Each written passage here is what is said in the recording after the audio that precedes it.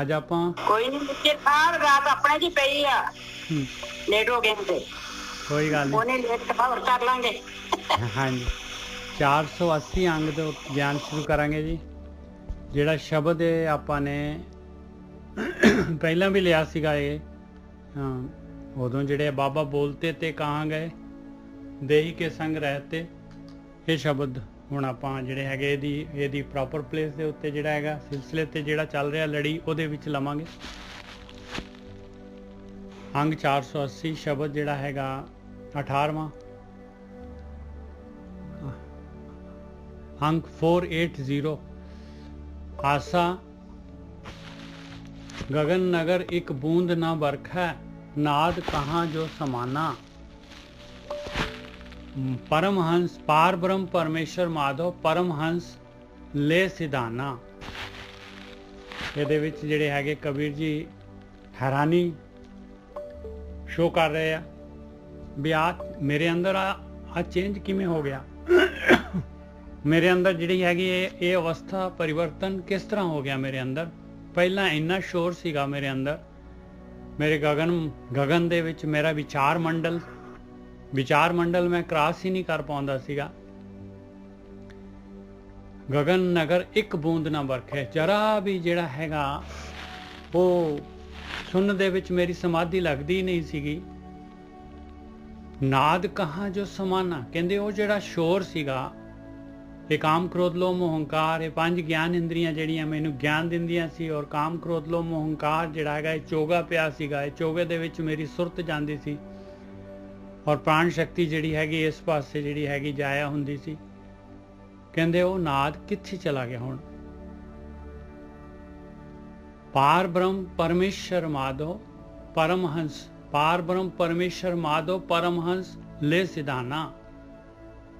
ਕਹਿੰਦੇ ਉਹ ਮਾਲਕ ਪਰਮਾਤਮਾ, ਉਹ ਪਾਰ ਬ੍ਰਹਮ ਤੋਂ ਪਰੇ ਪਰਮ ਈਸ਼ਵਰ ਮਾਧੋ ਧਰਤੀ ਦਾ ਮਾਲਕ,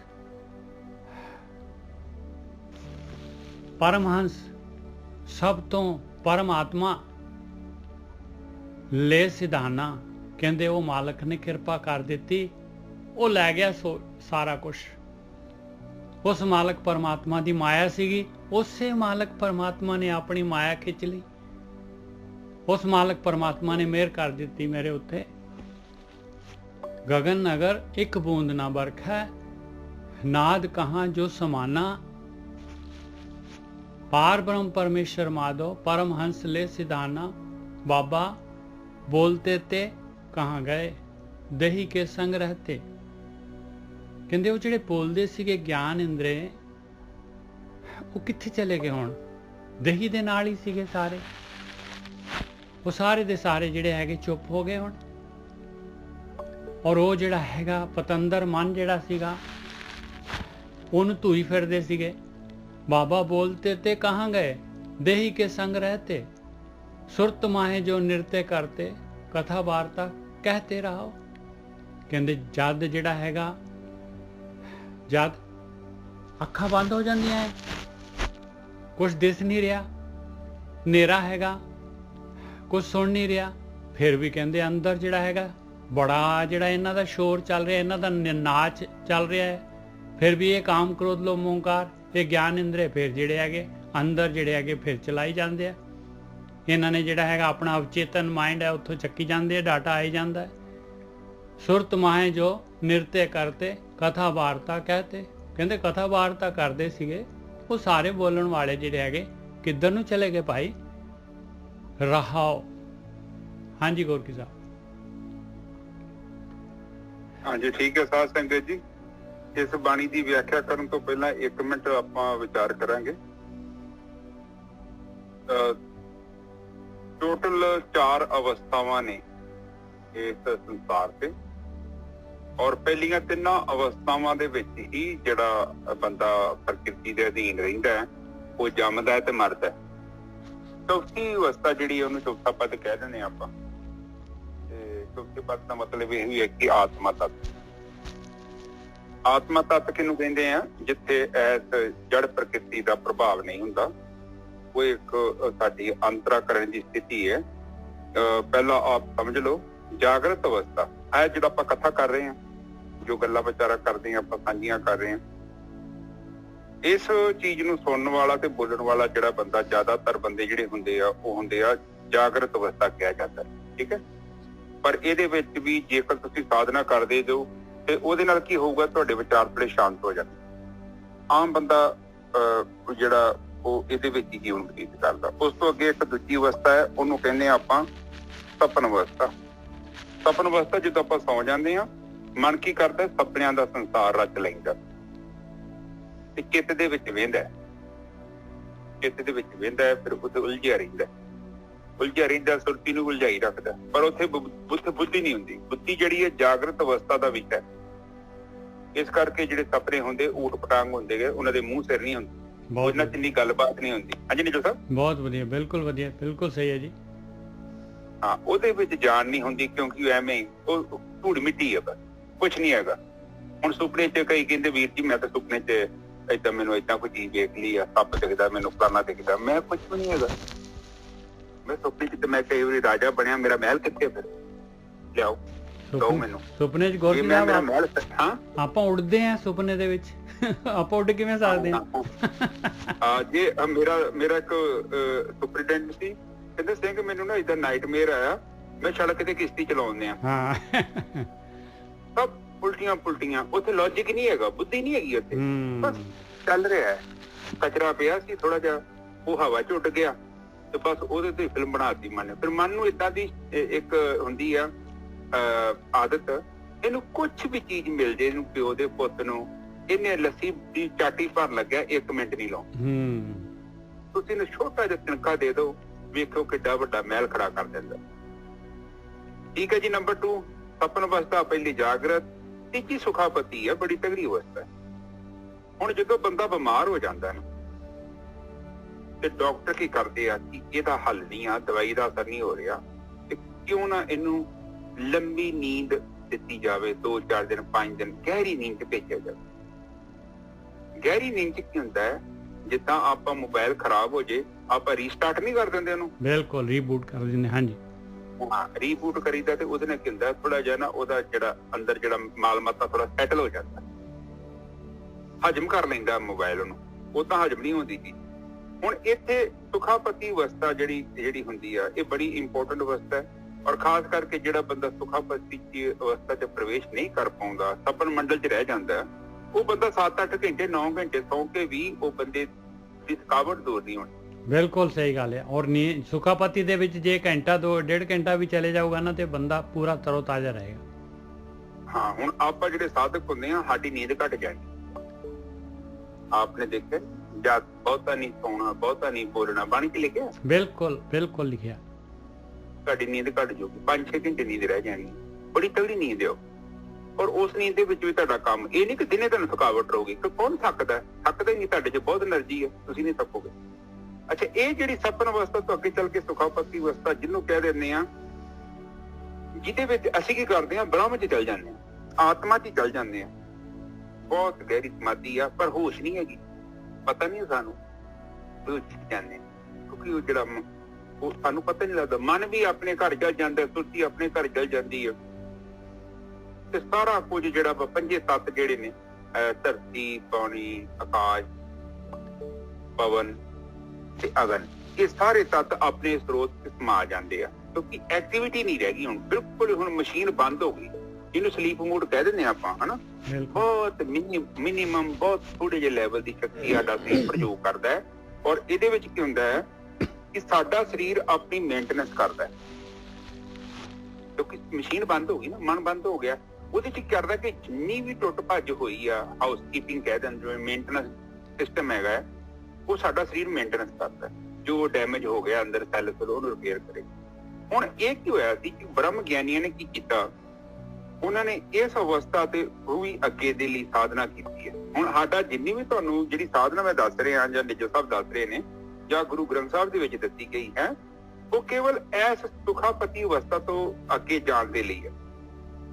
ਇਹੋ ਹੀ ਹੈ ਜ਼ਿੰਦਗੀ ਦਾ, ਹੋਰ ਕੁਛ ਵੀ ਪ੍ਰਾਪਤੀ ਨਹੀਂ ਹੈਗੀ, ਕੁਛ ਨਹੀਂ ਆਉਣਾ, ਕੁਛ ਨਹੀਂ ਜਾਣਾ। ਜਿਹੜਾ ਬੰਦਾ ਇਹਨਾਂ ਤਿੰਨਾਂ ਅਵਸਥਾਵਾਂ ਤੋਂ ਅੱਗੇ ਲੰਘ ਜਾਂਦਾ ਹੈ, ਉਹੀ ਬੰਦੇ ਨੂੰ ਗਿਆਨ ਹੋ ਜਾਂਦਾ, ਆਤਮ ਗਿਆਨ। ਹੁਣ ਇਹਦੇ ਵਿੱਚ ਕੀ ਹੁੰਦਾ, ਇਹਨੂੰ ਕਹਿੰਦੇ ਆਪਾਂ ਅਨਮਨੀ ਅਵਸਥਾ। ਇਹਦੇ ਪਹਿਲੀਆਂ 3 ਅਵਸਥਾਵਾਂ ਨਾ, ਇਹ ਦੋਵਾਂ ਅਵਸਥਾ ਦੇ ਵਿੱਚ ਮਨ ਹੈਗਾ। ਇਹ ਤੀਜੀ ਸੁਖਾਪਤੀ ਚ ਮਨ ਨਹੀਂ ਹੈਗਾ। ਮਨ ਨੂੰ ਕੰਮ ਕਰਨ ਵਾਸਤੇ ਕੁਝ ਚਾਹੀਦਾ ਤੇ ਹੈ ਹੀ ਕੁਝ ਨਹੀਂ। ਹੁਣ ਇੱਕ ਸਕਰੀਨ ਆ ਸਾਹਮਣੇ, ਕੁਝ ਆਉਂਦਾ ਹੀ ਨਹੀਂ ਪਿਆ, ਚਿੱਤ ਚ ਕੁਝ ਪ੍ਰਗਟ ਨਹੀਂ ਹੋ ਰਿਹਾ, ਮਨ ਵੀ ਕੀ ਕਰਦਾ, ਮਨ ਸ਼ਾਂਤ ਹੋ ਜਾਂਦਾ। ਹੁਣ ਮਨ ਕੋ ਕੁਝ ਨਹੀਂ ਹੈ। ਹੁਣ ਏਦਾਂ ਜਦੋਂ ਆਪਾਂ ਧਿਆਨ ਸਿਮਰਨ ਕਰਦੇ ਹਾਂ ਤੇ ਫਿਰ ਸਾਨੂੰ ਤੁਰੀ ਅਵਸਥਾ ਦੀ ਪ੍ਰਾਪਤੀ ਹੁੰਦੀ ਹੈ। ਤੁਰੀ ਅਵਸਥਾ ਦਾ ਮਤਲਬ ਸੁਖਾਪਤੀ ਤੇ ਜਾਗਰਤ ਦੋਨੋਂ ਸੇਮ ਹੋ ਜਾਂਦੀਆਂ ਨੇ। ਜਾਗਰਤ ਦੇ ਵਿੱਚ ਸਭ ਵਿਚਾਰ ਹੈਗੇ ਨੇ, ਪਰ ਸੁਖਾਪਤੀ ਤੇ ਜਾਗਰਤੀ ਹੈਗੀ ਆ ਪਰ ਵਿਚਾਰ ਨਹੀਂ ਹੈਗੇ। ਇਹਨੂੰ ਸਮਾਧੀ ਕਹਿੰਦੇ। ਠੀਕ ਹੈ ਜੀ ਸਾਹਿਬ? ਬਿਲਕੁਲ, ਬਹੁਤ ਵਧੀਆ। ਹਾਂ, ਸਮਾਧੀ ਇਹਨੂੰ ਕਹਿੰਦੇ ਆ। ਸਮਾਧੀ ਇਹਨੂੰ ਆਪਾਂ ਕਹਿੰਦੇ ਆ। ਆਵਾਜ਼ ਨਹੀਂ ਆਉਂਦੀ ਪੈਦਾ ਕੀ? ਆਵਾਜ਼ ਆ ਰਹੀ ਹੈ ਜਾਂ ਤੁਹਾਡਾ? ਜੁਆਇਨ ਕਰੋ, ਮੈਨੂੰ ਲੱਗਦਾ ਤੁਹਾਡਾ ਹੋ ਸਕਦਾ ਤੁਹਾਡੀ ਨੈਟਵਰਕ ਦੀ ਪ੍ਰੋਬਲਮ। ਤੁਸੀਂ ਕਿ ਲੌਗ ਆਊਟ ਕਰਕੇ ਦੁਬਾਰਾ ਜੁਆਇਨ ਕਰੋ। ਅੱਛਾ ਜੀ। ਹਾਂ, ਇਹ ਜਿਹੜੀ ਸੁਖਾਪਤੀ ਅਵਸਥਾ ਨਾ, ਸੁਖਾਪਤੀ ਅਵਸਥਾ ਚ ਜਦੋਂ ਆਪਾਂ ਜਾਗਰਤ ਅਵਸਥਾ ਚ ਪ੍ਰਵੇਸ਼ ਕਰ ਜਾਂਦੇ ਆ, ਸੁਖਾਪਤੀ ਚ ਪ੍ਰਵੇਸ਼ ਕਰਨਾ ਮਤਲਬ ਵਿਚਾਰ ਨਹੀਂ ਹੈਗੇ, ਚਿੱਤ ਸ਼ਾਂਤ ਹੋ ਗਿਆ ਤੇ ਅੰਦਰ ਕੇਵਲ ਚੇਤਨਾ ਰਹਿ ਗਈ ਹੈ। ਔਰ ਚੇਤਨਾ ਕਿਹੜੀ ਹੈ? ਜੀਵ ਦੀ ਆ। ਔਰ ਜੀਵ ਜਿਹੜਾ ਹੈ ਉਸ ਚੇਤਨਾ ਦੇ ਰਾਹੀਂ ਆਪਣੇ ਅੰਤਰਾਕਰਨ ਨੂੰ ਦੇਖਦਾ ਹੈ। ਉਹ ਬਾਣੀ ਚ ਪਹਿਲਾਂ ਵੀ ਆਇਆ ਸੀ ਨਾ ਕਿ ਅਮਾਵਸ ਦੀ ਰਾਤ ਵਰਗੀ ਆਤਮਾ ਦਿੱਤੀ, ਉਹਨਾਂ ਨੇ ਉਦਾਹਰਨ ਦਿੱਤੀ ਆ। ਅਮਾਵਸ ਦੀ ਰਾਤ ਬਹੁਤ ਕਾਲੀ ਸ਼ਾਮ, ਉਹ ਤੁਹਾਨੂੰ ਦਿਖਦੀ ਹੈ। ਉਹਨੂੰ ਦੇਖਣ ਦੇ ਨਾਲ ਹੀ ਸਾਰਾ ਕੰਮ ਹੋ ਗਿਆ। ਉਹ ਹੈ ਪ੍ਰਮਾਤਮਾ, ਹੋਰ ਕਿਤੇ ਪ੍ਰਮਾਤਮਾ ਨਹੀਂ ਹੈਗਾ। ਉਹ ਪ੍ਰਮਾਤਮਾ ਜਿਹੜਾ ਹੈ ਜਿਹਦੇ ਅੰਦਰ ਹੈ ਸਾਰਾ ਕੁਝ। ਪਰ ਉਹਨੂੰ ਜਾਣਨ ਦੇ ਲਈ ਇਹ ਤਿੰਨਾਂ ਦੇ ਵਿੱਚੋਂ ਕੋਈ ਜਾਣਾ ਆਸਾਨ ਨਹੀਂ ਹੈਗਾ। ਇਹ ਕੇਵਲ ਸੰਗਤ ਚੰਗੀ ਮਿਲ ਜੇ ਜਿਹੜੀ ਇਹ ਭੇਦ ਨੂੰ ਜਾਣਦੀ ਹੈ, ਕਿਉਂਕਿ ਹੈ ਤੇ ਕੁਛ ਵੀ ਨਹੀਂ। ਬਹੁਤ ਆਸਾਨ ਕੰਮ ਹੈ। ਕਹਿੰਦੇ ਰੱਬ ਨੂੰ ਤੇ ਪਾਉਣਾ ਇੰਨਾ ਕੁ ਜ਼ਿਆਦਾ ਆਸਾਨ ਆ, ਪਰ ਇਹ ਹੈ ਕਿ ਤੁਹਾਡੇ ਅੰਦਰ ਪਿਆਸ ਚਾਹੀਦੀ। ਜੇ ਪਿਆਸ ਨਹੀਂ ਨਾ ਹੈਗੀ, ਭਾਵੇਂ ਜਿੰਨਾ ਚਿਰ ਮਰਜ਼ੀ ਤੁਸੀਂ ਭਗਤੀ ਕਰਕੇ ਦੇਖ ਲਓ, ਉੱਥੇ ਪ੍ਰਾਪਤੀ ਨਹੀਂ ਹੋਣੀ। ਕਿਉਂਕਿ ਹਜੇ ਮਨ ਦੋ ਫਾੜ ਹੈ। ਦੇਖੋ, ਬੀਜ ਪਤਾ ਕੀ ਹੁੰਦਾ? ਬੀਜ ਉਹਨਾਂ ਚਿਰ ਤੱਕ ਨਹੀਂ ਉਗਦਾ ਜਿੰਨਾ ਚਿਰ ਤੱਕ ਸਿੰਗਲ ਨਹੀਂ ਹੁੰਦਾ, ਇਕੱਲਾ ਨਹੀਂ ਹੁੰਦਾ। ਬਿਲਕੁਲ। ਜੇ ਇੱਕ ਹੋਏ ਤਾਂ ਉਗੂਗਾ, ਇੱਕ ਹੋਊਗਾ ਤਾਂ ਹੀ ਉਗੂਗਾ। ਬਾਣੀ ਚ ਪਹਿਲੀ ਪਾਤਸ਼ਾਹੀ ਕਹਿ ਰਹੀ ਹੈ। ਹਾਂ, ਉਗਣਾ ਨਹੀਂ ਆ। ਉਹ ਬੇਸ਼ੱਕ ਤੁਸੀਂ ਸੰਗਤ ਚ ਬੈਠੇ ਜੋ, ਕਿਉਂਕਿ ਤੁਹਾਡੇ ਕੋਲ ਬੀਜ ਹੀ ਨਹੀਂ ਹੈਗਾ।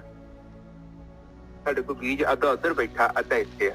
ਤੇ ਇਸ ਕਰਕੇ ਮਨ ਜਿਹੜਾ ਨਾ, ਮਨ ਪੂਰਾ ਚਾਹੀਦਾ। ਤੇ ਇਸ ਕਰਕੇ ਜਦੋਂ ਮਨ ਪੂਰਾ ਆ ਜਾਂਦਾ ਤਾਂ ਬੀਜ ਮਿਲ ਜਾਂਦੀ। ਫਿਰ ਉਸ ਤੋਂ ਬਾਅਦ ਹੀ ਆਪਾਂ ਅੱਗੇ ਜਾ ਸਕਦੇ ਹਾਂ। ਹੁਣ ਇੱਥੇ ਆ ਗਈ ਤੁਰੀ ਅਵਸਥਾ। ਤੁਰੀ ਅਵਸਥਾ ਨੂੰ ਤੁਸੀਂ ਭਗਤੀ ਦੇ ਰਾਹੀਂ ਅਨੁਭਵ ਕਰ ਸਕਦੇ ਹੋ। ਸਾਧਨਾ ਕਰਦੇ ਹਾਂ ਆਪਾਂ, ਅਨੁਭਵ ਕਰਦੇ ਹਾਂ। ਤੁਰੀਆ ਨੂੰ ਫਿਰ ਤੁਸੀਂ ਇੱਕ ਚੰਗੇ ਡਰਾਈਵਰ ਵਾਂਗੂ ਇਸਤੇਮਾਲ ਕਰਨਾ ਹੈ। ਤੁਰੀਆ ਤੋਂ ਅੱਗੇ ਵੀ ਇੱਕ ਅਵਸਥਾ ਹੈਗੀ ਆ, ਉਹਨੂੰ ਅਤੁਰੀਆ ਕਹਿੰਦੇ, ਜਿਹਨੂੰ ਸਹਿਜ ਸਮਾਧੀ, ਸਾਧੂ ਸਹਿਜ ਸਮਾਧੀ ਵਾਲੀ। ਹੁਣ ਕੁਛ ਕਰਨ ਦੀ ਲੋੜ, ਸਭ ਕੁਝ ਸ਼ਾਂਤ ਹੋ ਗਿਆ। ਇਹਦੇ ਪੰਜੇ ਤੱਤ ਖਿੱਚਦੇ ਤੁਸੀਂ। ਯੁਕਤੀ ਦੇ ਨਾਲ ਕੀਤਾ ਮੁਕਤੀ, ਤੁਸੀਂ ਯੁਕਤੀ ਦੇ ਨਾਲ ਸਾਧਨਾ ਕੀਤੀ, ਇਹਨਾਂ ਪੰਜਾਂ ਤੱਤਾਂ ਨੂੰ ਲੀਨ ਕਰਦਾ ਵਾ। ਜਿੱਥੋਂ ਦੇ ਆਏ ਸੀ ਉੱਥੇ ਚੱਲ ਗਏ। ਉਹਨਾਂ ਦੇ ਔਗਣ ਸਨ, ਪੰਜਾਂ ਤੱਤਾਂ ਦੇ ਔਗਣ ਆ। ਤੁਸੀਂ ਜੇ ਤੁਹਾਡਾ ਸਰੀਰ ਬਣਿਆ ਇਹ ਪੰਜਾਂ ਤੱਤਾਂ ਤੋਂ ਬਣਿਆ। ਆਪ ਜਸਟ ਸੋਚੋ ਇਹਨਾਂ ਦਾ ਕਿੰਨਾ ਪ੍ਰਭਾਵ ਹੋਊ ਤੁਹਾਡੇ ਤੇ। ਇਸ ਲਈ 5 ਹੀ ਔਗਣ ਨੇ, ਕਾਮ, ਕ੍ਰੋਧ, ਲੋਭ, ਮੋਹ, ਹੰਕਾਰ। ਇਹ ਤੱਤਾਂ ਤੋਂ ਹੀ ਪੈਦਾ ਹੁੰਦੇ ਆ। ਹਾਂ, ਤੱਤਾਂ ਤੋਂ ਪੈਦਾ ਹੁੰਦੇ ਨੇ ਜੀ ਸਾਹਿਬ। ਇਹਨਾਂ ਦੀ ਇਹ ਦੋਸ਼ ਹੈ ਪ੍ਰਕਿਰਤੀ ਦੇ। ਬਿਲਕੁਲ। ਹਾਂ, ਹੁਣ ਆਪਾਂ ਕੀ ਕੀਤਾ? ਅਤੁਰੀਆ ਚ ਆ ਗਏ। ਅਤੁਰੀਆ ਦਾ ਮਤਲਬ ਹੁਣ ਕੁਛ ਕਰਨ ਦੀ ਲੋੜ ਨਹੀਂ ਆ। ਅਤੁਰੀਆ ਚ ਬੰਦਾ ਕਿਉਂ ਜਾਂਦਾ ਵਾ? ਇੱਥੇ ਫਿਰ ਬਾਣੀ ਚ ਕਹਿੰਦੀ ਆ, ਕਹਿੰਦੇ ਸੱਚ ਤੋਂ, ਸੱਚੇ ਤੋਂ ਉਰੇ ਆ ਸਾਰਾ ਕੁਝ, ਤੇ ਸੱਚ ਤੋਂ ਅੱਗੇ ਕੀ ਗਾ? ਸੱਚ ਆਚਾਰ। ਜਦੋਂ ਤੁਸੀਂ ਤੁਰੀਆ ਅਵਸਥਾ ਚ ਚੱਲ ਗਏ, ਉਸ ਤੋਂ ਬਾਅਦ ਤੁਸੀਂ ਆਪਣੇ ਆਚਾਰ ਸਹੀ ਕਰਨੇ ਸ਼ੁਰੂ ਕਰ ਦਿੱਤੇ। ਹਜੇ ਅਤੁਰੀਆ ਵਾ, ਅਤੁਰੀਆ ਨਹੀਂ ਹੋਈ। ਉਹ ਉਦੋਂ ਹੀ ਹੋਣੀ ਆ ਜਦੋਂ ਨਿਸ਼ਚੈ ਸਾਹਿਬ ਮੈਂ ਆਪਣੇ ਕਰਮਾਂ ਨੂੰ ਸਿੱਧਾ ਕੀਤਾ। ਬਿਲਕੁਲ। ਨਹੀਂ ਕਰਾਂਗਾ ਮੈਂ ਤੁਰੀਆ ਚ ਹੀ ਰੁਕ ਜਾਗਾ, ਅਤੁਰੀਆ ਚ ਨਹੀਂ ਜਾ ਸਕਦਾ। ਤੁਰੀਆ ਦੇ ਵਿੱਚ ਮੈਨੂੰ ਪ੍ਰਾਪਤੀ ਹੋ ਜਾਊਗੀ, ਕੋਈ ਬਰਾਜ ਭਾਗ ਮਿਲ ਜੂ, ਸੁੱਖ ਮਿਲ ਜੂ, ਵਗੈਰਾ ਮਿਲ ਜਾਣਗੇ, ਪਰ ਅਤੁਰੀਆ ਦੇ ਵਿੱਚ ਬ੍ਰਹਮ ਹੈ। ਫਿਰ ਜਿਹੜਾ ਜੀਵ ਹੈ ਉਹ ਬ੍ਰਹਮ ਹੋ ਜਾਂਦਾ, ਔਰ ਬ੍ਰਹਮ ਦੇ ਵਿੱਚ ਹੀ ਸਮਾ ਜਾਂਦਾ। ਮਰਨ ਤੋਂ ਬਾਅਦ ਨਹੀਂ, ਜਿਉਂਦੇ ਜੀ। ਫਿਰ ਤੁਹਾਨੂੰ ਕਿਦਾਂ ਪਤਾ ਲੱਗੂ ਤੁਸੀਂ ਬ੍ਰਹਮ ਹੋ ਗਏ? ਜੋ ਤੁਹਾਡੇ ਸਰੀਰ ਦੇ ਉੱਤੇ ਸਿਰ ਨਹੀਂ ਰਵੇਗਾ, ਖਤਮ ਹੋ ਜਾਏਗਾ। ਫਿਰ ਤਾਂ ਹੋਂਦ ਨਹੀਂ ਰਵੇਗੀ, ਕਿਉਂਕਿ ਵਿਚਾਰ ਹੀ ਨਹੀਂ ਹੈਗੇ। ਹੁਣ ਸਿਰ ਕਿੱਥੋਂ ਆਊਗਾ? ਮਸ਼ੀਨ ਹੀ ਬੰਦ ਹੋ ਗਈ ਹੈ। ਜਿਹੜਾ ਮਨ ਆ ਤੁਹਾਡਾ ਲਗਾਤਾਰ ਚਿੰਤਨ ਕਰ ਰਿਹਾ ਸੀ, ਉਹ ਸ਼ਾਂਤ ਹੋ ਗਿਆ। ਹੁਣ ਕੋਈ ਵਿਚਾਰ ਨਹੀਂ ਹੈਗਾ, ਤੇ ਇਸ ਕਰਕੇ ਸਿਰ ਵੀ ਨਹੀਂ ਹੈਗਾ। ਹੁਣ ਮੈਂ ਇਹ ਤੁਹਾਨੂੰ ਦੱਸਣਾ ਚਾਹੁੰਦਾ, ਅੱਜ 12 ਸਾਲ ਹੋ ਗਏ, 11-12 ਸਾਲ ਮੈਨੂੰ ਸਿਰ ਪੀੜ ਨਹੀਂ ਹੋਈ। ਅਬ ਜਸਟ ਸੋਚੋ 11 ਸਾਲ ਚ ਇੱਕ ਵਾਰੀ ਤੇ ਸਿਰ ਪੀੜ ਹੋਵੇ, ਇੱਕ ਵਾਰੀ ਵੀ ਸਿਰ ਪੀੜ ਨਹੀਂ ਹੋਈ। ਕਿਉਂ ਨਹੀਂ ਹੋਈ? ਕਿਉਂਕਿ ਮਸ਼ੀਨ ਹੀ ਨਹੀਂ ਚੱਲਦੀ, ਅੰਦਰ ਬੰਦ ਹੋ ਗਈ। ਜਦੋਂ ਮਸ਼ੀਨ ਚੱਲੂਗੀ ਲੋਡ ਉਹਦੇ ਤੇ ਪੈਣਾ, ਕਿਹੜੀ ਚੱਲਣ ਦੀ ਆ। ਹੁਣ ਜਦੋਂ ਮੈਨੂੰ ਲੋਡ ਹੁੰਦੀ ਮੈਂ ਉਦੋਂ ਯੂਜ਼ ਕਰਦਾ ਵਾਂ, ਜਦੋਂ ਮੈਨੂੰ ਨਹੀਂ ਲੋਡ ਮੈਂ ਟੀਵੀ ਤੇ ਜਿੱਦਾਂ ਸਵਿਚ ਬੰਦ ਕਰਕੇ ਟੀਵੀ ਬੰਦ ਕਰ ਦਈਦਾ। ਇਹ ਸਿਸਟਮ ਤੁਹਾਡਾ ਹੀ ਸਾਰਿਆਂ ਦਾ ਉਹੀ ਬਣੂਗਾ। ਹੌਲੀ ਹੌਲੀ ਹੌਲੀ ਹੌਲੀ ਕਰਕੇ ਇਹ ਸਿਸਟਮ ਬਿਲਕੁਲ ਸਟਾਪ ਹੋ ਜਾਏ। ਤੇ ਜਦੋਂ ਗਤੀਹੀਨ ਹੋ ਗਏ ਉਹਨੂੰ ਆਪਾਂ ਅਨਮਨੀ ਅਵਸਥਾ ਕਹਿੰਦੇ ਆ। ਜਦੋਂ ਆਪਾਂ ਸਾਧਨਾ ਕਰਦੇ ਹਾਂ ਨਾ, ਸਾਧਨਾ ਦਾ ਮਤਲਬ ਪ੍ਰਾਪਤੀ ਹੈਗੀ ਅਨਮਨੀ ਅਵਸਥਾ। ਮਨ ਨਹੀਂ ਹੈਗਾ, ਕੱਲੀ ਸੁਰਤੀ ਰਹਿ ਗਈ, ਕੱਲੀ ਚੇਤਨਾ। ਪਰ ਚੇਤਨਾ ਤੇ ਵੈਸੇ ਵੀ ਮੁਕਤ ਹੈ, ਉਹ ਮਨ ਕਰਕੇ ਬੰਧਨਾਂ 'ਚ ਬੱਝੀ ਆ। ਜਦੋਂ ਵਿਚਾਰ ਹੀ ਨਹੀਂ ਹੈਗੇ, ਮਨ ਕਿੱਥੋਂ ਆਊਗਾ? ਚੇਤੀ ਨਹੀਂ, ਚੇਤਕ ਸ਼ਾਂਤ ਹੋ ਗਿਆ। ਫਿਰ ਉਸ ਤੋਂ ਅੱਗੇ ਇੱਕ ਜਿਹੜੀ ਸਮਾਧੀ ਮਿਲਦੀ ਹੈ ਉਹਨੂੰ ਕਹਿੰਦੇ ਨਿਰਬੀਜ ਸਮਾਧੀ। ਨਿਰਬੀਜ ਸਮਾਧੀ ਉਦੋਂ ਮਿਲਣੀ ਆ ਜਿਵੇਂ ਜਿਵੇਂ ਤੁਹਾਡੀ ਅੰਦਰ ਦੀ ਜਿਹੜੀ ਨਾ ਸ਼ੁੱਧਤਾ ਵੱਧਦੀ ਗਈ, ਤੁਹਾਡੇ ਕਰਮ ਸੁਧਰਦੇ ਗਏ, ਤੁਹਾਡੇ ਅੰਦਰ ਬਰਦਾਸ਼ਤ ਕਰਨ ਦੀ ਸ਼ਕਤੀ ਵੱਧ ਗਈ। ਆਮ ਤੌਰ ਤੇ ਬੰਦੇ 'ਚ ਨਾ ਇਹ ਬਰਦਾਸ਼ਤ ਕਰਨਾ ਤੇ ਸਹਿਨਸ਼ੀਲਤਾ ਇਹ ਅਲੱਗ ਚੀਜ਼ ਹੈ। ਬਰਦਾਸ਼ਤ ਕਰਨਾ ਮਤਲਬ ਮਜਬੂਰੀ ਹੈ। ਹੁਣ ਕੋਈ ਬੰਦਾ ਵਾ ਮੈਨੂੰ ਉਹ ਮਾੜੇ ਲਫ਼ਜ਼ ਬੋਲਦਾ ਹੈ, ਹੁਣ ਮੇਰੇ ਤੋਂ ਪਾਵਰ ਹੀ ਨਹੀਂ ਹੈਗੀ, ਮੈਂ ਬਰਦਾਸ਼ਤ ਕਰ ਰਿਹਾ। ਹਾਂ ਸਮਝ ਲਓ ਗੋਰਗੀ ਸਾਹਿਬ, ਦੇਖ ਲਓ ਜਿਹੜਾ ਆਪਾਂ ਕੰਮ ਕਰਦੇ ਹਾਂ, ਕਿਸੇ ਦੇ ਅਧੀਨ ਕੰਮ ਕਰਦੇ ਹਾਂ, ਆਪਣਾ ਬੌਸ ਹੈ ਜਾਂ ਸੁਪਰ ਬੌਸ ਹੈ, ਤੇ ਆਪਾਂ ਥੋੜੀ ਨਾ ਕੁਝ ਬੋਲ ਸਕਦੇ ਹਾਂ ਉੱਤੇ। ਹਾਂ ਆਪਾਂ ਤੇ ਬਰਦਾਸ਼ਤ ਹੀ ਕਰਾਂਗੇ। ਪਰ ਹੁਣ ਸਹਿਨਸ਼ੀਲਤਾ ਜਿਹੜੀ ਉਹ ਭਗਤੀ ਨਾਲ ਪੈਦਾ ਹੋਣੀ ਹੈ ਤੁਹਾਡੇ ਅੰਦਰ। ਸਹਿਨਸ਼ੀਲਤਾ ਮਤਲਬ ਅਗਲੇ ਦਾ ਵਿਵਹਾਰ ਤੁਹਾਡੇ ਅੰਦਰ ਕੋਈ ਗਤੀ ਨਾ ਪੈਦਾ ਕਰ ਸਕੇ, ਉਹਨੂੰ ਕਹਿੰਦੇ ਸਹਿਨਸ਼ੀਲਤਾ। ਇਹ ਸਾਡੀ ਲਾਸਟ ਸਟੇਜ ਹੈ। ਦੂਜੇ ਦੇ ਅਵਗੁਣ ਤੁਹਾਡੇ ਅੰਦਰ ਹਲਚਲ ਨਾ ਪੈਦਾ ਕਰ ਸਕੇ। ਵਾਹ, ਬਹੁਤ ਵਧੀਆ ਜੀ। ਇਹ ਆਖਰੀ ਅਵਸਥਾ ਵਾ। ਜਦੋਂ ਤੁਸੀਂ ਪਹੁੰਚ ਗਏ ਨਾ, ਫਿਰ ਤੁਸੀਂ ਕਹਿ ਦੇਣਾ ਫਿਰ ਕੋਈ ਪੁੱਛਣ ਦੀ ਲੋੜ ਨਹੀਂ।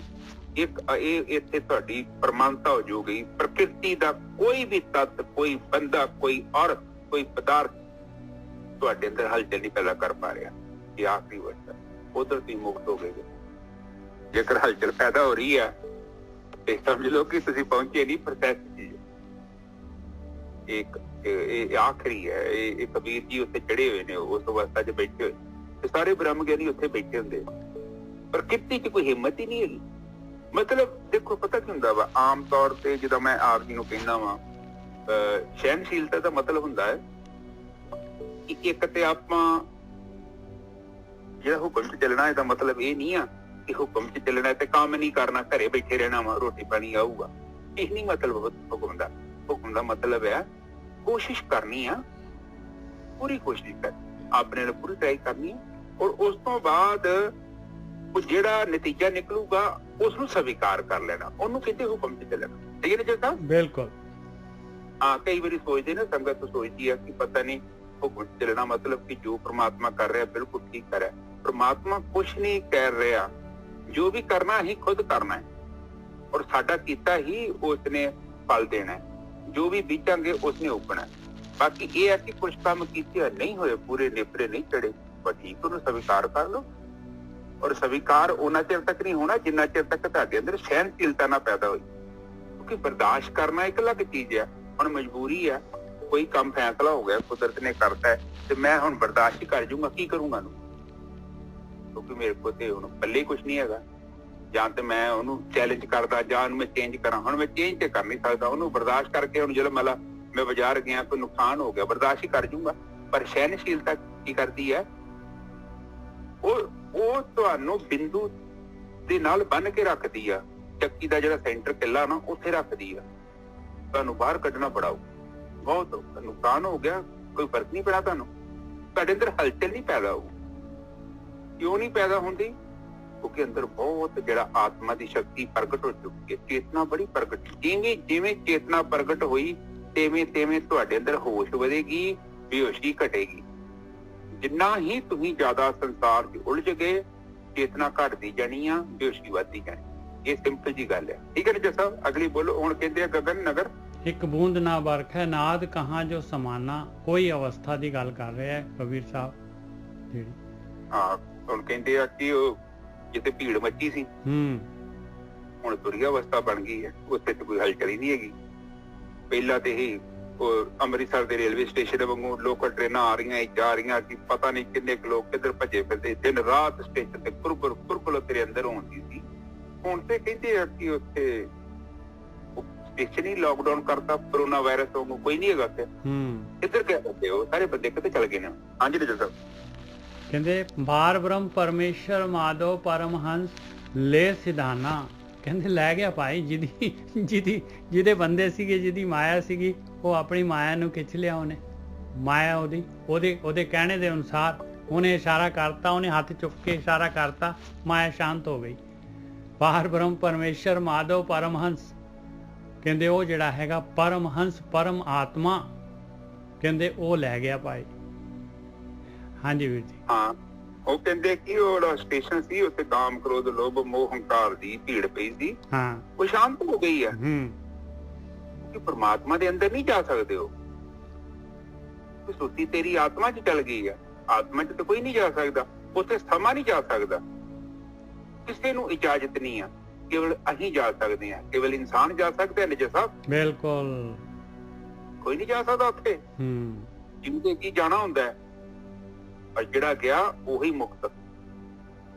ਕਬੀਰ ਜੀ ਨੇ ਕੱਲ ਬੜੀ ਕਲੀਅਰਲੀ ਸਮਝਾ ਦਿੱਤਾ ਹੈ, ਤੂੰ ਭਾਵੇਂ ਜੋ ਮਰਜ਼ੀ ਕਰ ਰਿਹਾ, ਨਮਾਜ਼ ਪੜ੍ਹ ਰਿਹਾ, ਦੂਜੀ ਤਰਫ ਤੂੰ ਪਤਾ ਨਹੀਂ ਕੀ ਕਰ ਰਿਹਾ ਸੀ, ਉਹ ਕੀ ਹੋਰ ਲਫ਼ਜ਼ ਬੋਲਿਆ ਸੀ, ਕਲਮੇ ਪੜ੍ਹ ਰਹੇ ਆ, ਪਤਾ ਨਹੀਂ। ਹਾਂਜੀ ਕਲਮਾ ਪੜ੍ਹ ਰਹੇ ਆ, ਨਮਾਜ਼ ਪੜ੍ਹ ਰਹੇ ਆ, ਜਾਂ ਜਿਹੜਾ ਹੈਗਾ ਆਪਣੇ ਜੇ ਉਹਨੂੰ ਕੀ ਕਹਿੰਦੇ ਹੁੰਦੇ, ਰੋਜ਼ੇ ਵਗੈਰਾ ਮਨਾਉਂਦੇ ਆ। ਕੁਝ ਵੀ ਤੂੰ ਕਰ ਰਿਹਾ ਹੈ, ਔਰ ਉਸ ਤੋਂ ਬਾਅਦ ਤੂੰ ਜਿਹੜਾ ਉਹ ਜਿਹੜਾ ਬਹਿ ਕੇ ਤੂੰ ਮੁਸੱਲਾ ਅਦਾ ਕਰਦਾ ਨਾ, ਮੁਸੱਲਾ ਵਿਛਾਉਣਾ, ਪਾਂਚੋ ਮੁਸੱਲਾ ਵਿਛਾਉਣਾ। ਹਾਂ, ਮੁਸੱਲਾ, ਤੂੰ ਮੁਸੱਲੇ ਤੇ ਬਹਿਣਾ, ਪਰ ਜਦ ਤੱਕ ਤੇਰੇ ਪੰਜਾਂ ਔਗਣਾਂ ਦਾ ਮੁਸੱਲਾ ਨਹੀਂ ਨਾ ਬਣ ਜਾਂਦਾ, ਕਹਿਣ ਤੋਂ ਭਾਵ ਤੇਰੇ ਪੈਰਾਂ ਥੱਲੇ ਤੇਰੇ ਤੋਂ ਅਲੱਗ ਹੋਣੇ ਚਾਹੀਦੇ ਆ, ਫਿਰ ਤੇ ਤੇਰੇ ਮਸਤਕ 'ਚ ਵੜੇ ਆ। ਭਾਵੇਂ ਤੂੰ ਕਾਜੀ ਹੈ ਨਾ, ਜੇ ਤੇਰੇ ਅੰਦਰ ਹੈਗੇ ਨਾ, ਤੇਰੇ ਮਸਤਕ ਦੇ ਅੰਦਰ ਹੈ ਵਿਚਾਰਾਂ ਦੇ ਰੂਪ 'ਚ, ਤੂੰ ਪ੍ਰੋਸੈਸ 'ਚ ਪਹੁੰਚਿਆ ਨਹੀਂ ਹਜੇ। ਪਰ ਜਿੱਦਣ ਤੇਰੀ ਗੱਲ ਬਣ ਗਈ ਨਾ, ਜੇ ਮੁਸੱਲੇ ਵਾਂਗੂ ਤੇਰੇ ਪੈਰਾਂ 'ਚ ਆ ਜਾਣਗੇ, ਤੇਰੇ ਤੋਂ ਅਲੱਗ ਹੋ ਜਾਣਗੇ। ਮੁਸੱਲਾ ਅਲੱਗ ਚੀਜ਼ ਆ, ਸਰੀਰ ਨਹੀਂ ਹੈਗਾ ਸਾਡਾ। ਮਤਲਬ ਕਹਿਣ ਤੋਂ ਭਾਵ ਉਹ ਕਹਿੰਦੇ ਆ ਤੁਰੀਆ ਅਵਸਥਾ ਦੇ ਵਿੱਚ ਜੇ ਤੂੰ ਸਥਿਰ ਹੋ ਗਿਆ, ਜੇ ਮੁਸੱਲੇ ਵਾਂਗੂ ਸਾਈਡ ਤੇ ਹੋ ਜਾਣ, ਤੇਰੇ ਤੋਂ ਅਲੱਗ ਹੋ ਜਾਣਗੇ। ਤੂੰ ਅਲੱਗ ਹੈ, ਇਹ ਅਲੱਗ ਹੈ। ਹਾਂਜੀ ਨਿਜਾ ਸਾਹਿਬ, ਬਸ ਕੰਟਰੋਲ 'ਚ ਆ ਜਾਣਗੇ। ਜਿਵੇਂ ਮੁਸੱਲਾ ਜਿਹੜਾ ਹੈਗਾ ਆਪਣੇ ਥੱਲੇ ਹੈਗਾ ਆ, ਉਵੇਂ ਆਪਣੇ ਕੰਟਰੋਲ 'ਚ ਆ ਜਾਣਗੇ। ਜਦ ਇਹਨਾਂ ਦੀ ਲੋੜ ਪਈ ਤੇ ਇਹਨਾਂ ਨੂੰ ਯੂਜ਼ ਕਰਕੇ ਵਾਪਸ ਉੱਥੇ ਹੀ ਪਹੁੰਚੇ। ਹਾਂ, ਅੰਡਰ ਕੰਟਰੋਲ ਹੈ। ਜਿੱਦਾਂ ਆਪਣਾ ਬਲੱਡ ਪ੍ਰੈਸ਼ਰ ਹੈ 120 ਉੱਪਰਲਾ ਥਰੜਾ ਸੀ, ਬਿਲਕੁਲ ਕੰਟਰੋਲ 'ਚ ਚੱਲ ਰਿਹਾ, ਕੋਈ ਪ੍ਰੋਬਲਮ ਨਹੀਂ ਹੈ, ਕੋਈ ਦਿਲ ਨੂੰ ਪ੍ਰੋਬਲਮ ਨਹੀਂ, ਕੋਈ ਸਰੀਰ ਨੂੰ ਪ੍ਰੋਬਲਮ ਨਹੀਂ ਹੈ। ਪਰ ਪ੍ਰੋਬਲਮ ਤਾਂ ਉਦੋਂ ਹੁੰਦੀ ਹੈ ਜਦੋਂ ਬੀਪੀ ਵੱਧ ਜਾਂਦਾ, ਫਿਰ ਸਰੀਰ 'ਚ ਪ੍ਰੋਬਲਮ ਹੋਣੀ ਸ਼ੁਰੂ ਹੋ ਜਾਂਦੀ। ਹਾਂਜੀ ਨਿਜਾ ਸਾਹਿਬ। ਬਾਬਾ ਬੋਲਤੇ ਤੇ ਕਹਾਂ ਗਏ, ਦੇਹੀ ਕੇ ਸੰਗ ਰਹਤੇ। ਕਹਿੰਦੇ ਸਰੀਰ ਦੇ ਨਾਲ ਸੀਗੇ ਮੇਰੇ, ਤੇ ਹਮੇਸ਼ਾ ਨਾਲ ਸੀਗੇ। ਜਦ ਰਾਤ ਦਿਨ 24 ਘੰਟੇ 24/7 ਜਿਹੜੇ ਹੈਗੇ, ਇਹ ਰਾਉਂਡ ਦੀ ਕਲਾਕ ਮੇਰੇ ਨਾਲ ਹੀ ਸੀਗੇ, ਬੋਲਦੇ ਹੀ ਰਹਿੰਦੇ ਸੀਗੇ। ਕਹਿੰਦੇ ਹੁਣ ਕਿੱਥੇ ਚਲੇ ਗਏ? ਸੁਪਨਿਆਂ ਦੇ, ਜੋ ਬੰਦਾ ਸੌਂ ਜਾਂਦਾ ਸੁਪਨੇ 'ਚ ਬੋਲਦੇ ਸੀਗੇ। ਬਾਬਾ ਬੋਲਤੇ ਤੇ ਕਹਾਂ ਗਏ, ਦੇਹੀ ਕੇ ਸੰਗ ਰਹਤੇ, ਸੁਰਤ ਮਾਹੇ ਜੋ ਨਿਰਤੇ ਕਰਤੇ, ਕਥਾ ਵਾਰਤਾ ਕਹਿਤੇ ਰਾਹ। ਕਹਿੰਦੇ ਜਦ ਮੈਂ ਚੁੱਪ ਹੋ ਜਾਂਦਾ, ਮੇਰਾ ਮੂੰਹ ਨਹੀਂ ਬੋਲਦਾ ਸੀਗਾ, ਉਦੋਂ ਇਹ ਮੇਰੀ ਸੁਰਤ ਨੂੰ ਫੜ ਲੈਂਦੇ ਸੀਗੇ। ਸੁਰਤ ਦੇ ਵਿੱਚ ਜਿਹੜਾ ਹੈਗਾ ਪੂਰਾ ਸ਼ੋਰ ਮਚਾ ਕੇ ਪੂਰਾ ਡਾਂਸ ਨਿਰਤ ਕਰਦੇ ਸੀ, ਮੈਨੂੰ ਮਨ ਨੂੰ ਨਚਾਉਂਦੇ ਸੀ, ਮੇਰੇ ਮਨ ਨੂੰ ਪੂਰੀ ਆਪਣੀ ਟਿਊਨਾਂ ਦੇ ਉੱਤੇ। ਇੰਨੀਆਂ ਕਥਾ ਵਾਰਤਾ ਕਹਿੰਦੇ ਸੀਗੇ। ਕਹਿੰਦੇ ਉਹ ਕਿੱਥੇ ਚਲੇ ਗਏ ਹੁਣ? ਰਹਾਓ। ਹਾਂਜੀ ਵੀਰ ਜੀ। ਹਾਂਜੀ ਠੀਕ ਹੈ ਜੀ। ਫਿਰ ਕਬੀਰ ਜੀ ਕਹਿ ਰਹੇ ਨੇ ਕਿ ਬਾਬਾ ਜਿਹੜੇ ਅੰਦਰ ਵਿਚਾਰ ਸੀ ਤੇਰੇ ਬੜੇ ਬੋਲਦੇ ਸੀ, ਕਿੱਦਾਂ ਅੰਦਰ ਧੂੜ ਮਿੱਟੀ ਮੱਚੀ ਹੋਈ ਸੀ, ਤੇਰੀ ਸੁਰਤ ਨੂੰ ਭੜਕਾਈ ਜਾਂਦੇ ਸੀ, ਨਿਰਤ ਕਰਦੇ ਸੀ। ਨਿਰਤ ਸਮਝ, ਨੱਚਦੇ ਸੀ, ਜਿੱਦਾਂ ਡਾਂਸ ਕਰਨ ਵਾਲਾ ਡਾਂਸ ਨਹੀਂ ਕਰਦਾ, ਜੇ ਤੇਰੇ ਅੰਦਰ ਵਿਚਾਰ ਨੱਚਦੇ ਸੀ। ਦਿਨ ਰਾਤ ਤੂੰ ਜਾਗਦਾ ਸੀ ਤਾਂ ਵੀ ਨੱਚਦੇ ਸੀ, ਤੇ ਐ ਭੜਕੂ ਮੱਚਿਆ ਸੀ। ਹੁਣ ਉਹ ਕਿੱਧਰ ਚਲ ਗਏ ਨੇ? ਤੇਰੇ ਨਾਲ ਹੀ ਰਹਿੰਦੇ ਸੀ, ਤੇਰੇ ਸਰੀਰ ਦੇ ਅੰਦਰ। ਤੈਨੂੰ ਉਲਝਾਇਆ ਸੀ, ਜਿੱਦਾਂ ਕਹਿਣ ਤੋਂ ਭਾਵ ਜਿੱਦਾਂ ਗੁੜ ਦੇ ਉੱਤੇ ਮੱਖੀਆਂ ਬੈਠੀਆਂ ਹੁੰਦੀਆਂ ਸੀ, ਇੰਨੇ ਵਿਚਾਰ ਤੇਰੇ ਅੰਦਰ ਸੀ, ਉਹ ਜਿਹੜੇ ਤੇਰੇ ਮਨ ਨੂੰ ਚਿੰਬੜੇ ਸੀ, ਤੇਰੇ ਚਿੱਤ ਨੂੰ ਚਿੰਬੜੇ ਸੀ। ਹੁਣ ਕਿੱਧਰ ਗਏ? ਹੁਣ ਤੇਰਾ ਚਿੱਤ ਕਿਉਂ ਸ਼ਾਂਤ ਹੋ ਗਿਆ? ਤੇਰੇ ਚਿੱਤ 'ਚ ਕਿਉਂ ਨਹੀਂ ਔਗਣਾਂ ਦਾ ਵਿਚਾਰ ਆਉਂਦਾ? ਇੱਥੇ ਚਲ ਗਏ ਨੇ ਉਹ ਸਾਰੇ। ਹੁਣ ਤੈਨੂੰ ਕਿਉਂ ਨਹੀਂ ਲੋਕਾਂ 'ਚ ਬੁਰਾਈ ਦਿਖਦੀ? ਪਹਿਲਾਂ ਤੇ ਤੈਨੂੰ ਦਿਖਦਾ ਸੀ ਉਹ ਫਲਾਨਾ ਬੰਦਾ ਬੜਾ, ਉਹ ਜਨਾਨੀ ਮਾੜੀ, ਉਹਦਾ ਬੱਚਾ ਮਾੜਾ, ਉਹਦਾ ਆ ਤੇ ਉਹਦਾ ਆ। ਹੁਣ ਤੈਨੂੰ ਕਿਉਂ ਨਹੀਂ ਔਗਣ ਦਿਖਦੇ? ਉਹ ਤੇਰੇ ਔਗਣ ਜਿਹੜੇ ਤੇਰੀ ਵੇਖਣ ਦੀ ਨਜ਼ਰ ਸੀ, ਤੇਰੀ ਦ੍ਰਿਸ਼ਟੀ ਸੀ, ਤੇਰੇ ਕੰਨ ਜਿਹੜੇ ਲੋਕਾਂ ਦੀ ਨਿੰਦਿਆ ਸੁਣਦੇ ਸੀ, ਤੇਰੀ ਅੱਖਾਂ ਜਿਹੜੀਆਂ ਕੂੜ ਵੇਖਦੀਆਂ ਸੀਆਂ, ਤੇਰਾ ਮੂੰਹ ਜਿਹੜਾ ਕੂੜ ਬੋਲਦਾ ਸੀ, ਹੁਣ ਇਹ ਸ਼ਾਂਤ ਕਿਉਂ ਹੋ ਗਏ ਆ ਸਾਰੇ? ਕਿੱਥੇ ਗਏ ਨੇ ਸਾਰੇ? ਹੁਣ ਤੇ ਬੰਦਾ ਤੂੰ ਸੇਮ ਹੀ ਆ, ਹੁਣ ਤੇਰੇ ਅੰਦਰ ਉਹ ਹਲਚਲ ਕਿਉਂ ਬੰਦ ਹੋ ਗਈ? ਅੱਜ ਨਹੀਂ ਚੱਲਦਾ। ਰਹਾਓ ਬਜਾਵਨ ਹਾਰੋ ਕਹਾਂ ਗਇਓ ਜਿਨ ਇਹ ਮੰਦਰ ਕੀਨਾ।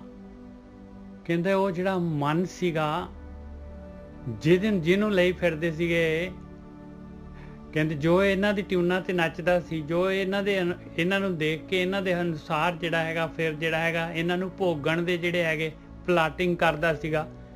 ਬਜਾਵਨ ਹਾਰੋ ਕਹਾਂ ਗਇਓ, ਕਹਿੰਦੇ ਉਹ ਕਿੱਧਰ ਚਲਾ ਗਿਆ ਪਾਏ ਵਜਾਉਣ ਵਾਲਾ, ਜਿਹੜਾ ਮੇਨ ਜਿਹੜਾ ਹੈਗਾ ਸਾਜ਼ ਵਜਾਉਣ ਵਾਲਾ ਸੀਗਾ।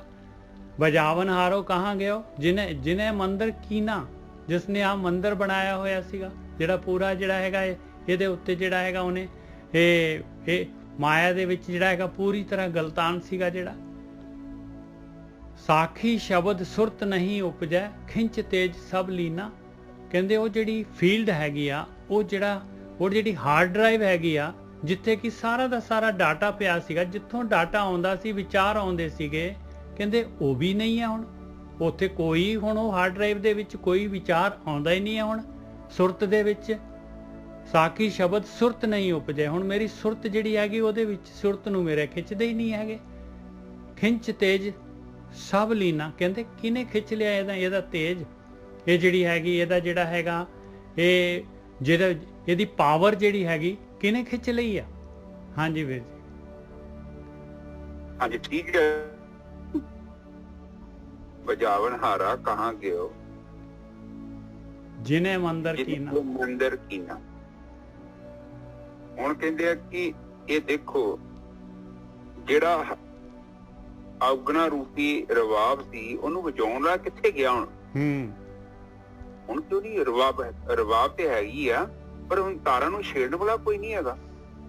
ਹੁਣ ਜਿਹੜਾ ਤੇਰਾ ਧਿਆਨ ਸੀ ਖਿੱਚਦਾ ਸੀ ਔਗਣਾ ਦੇ ਵਿੱਚ, ਉਹ ਡਿਸਟਰਬ ਕਰਨ ਵਾਲਾ ਬੰਦਾ ਕਿੱਥੇ ਚਲ ਗਿਆ? ਉਹ ਕਿੱਥੇ ਚਲਾ ਗਿਆ? ਹੁਣ ਕੋਈ ਨਹੀਂ ਦਿਖਦਾ।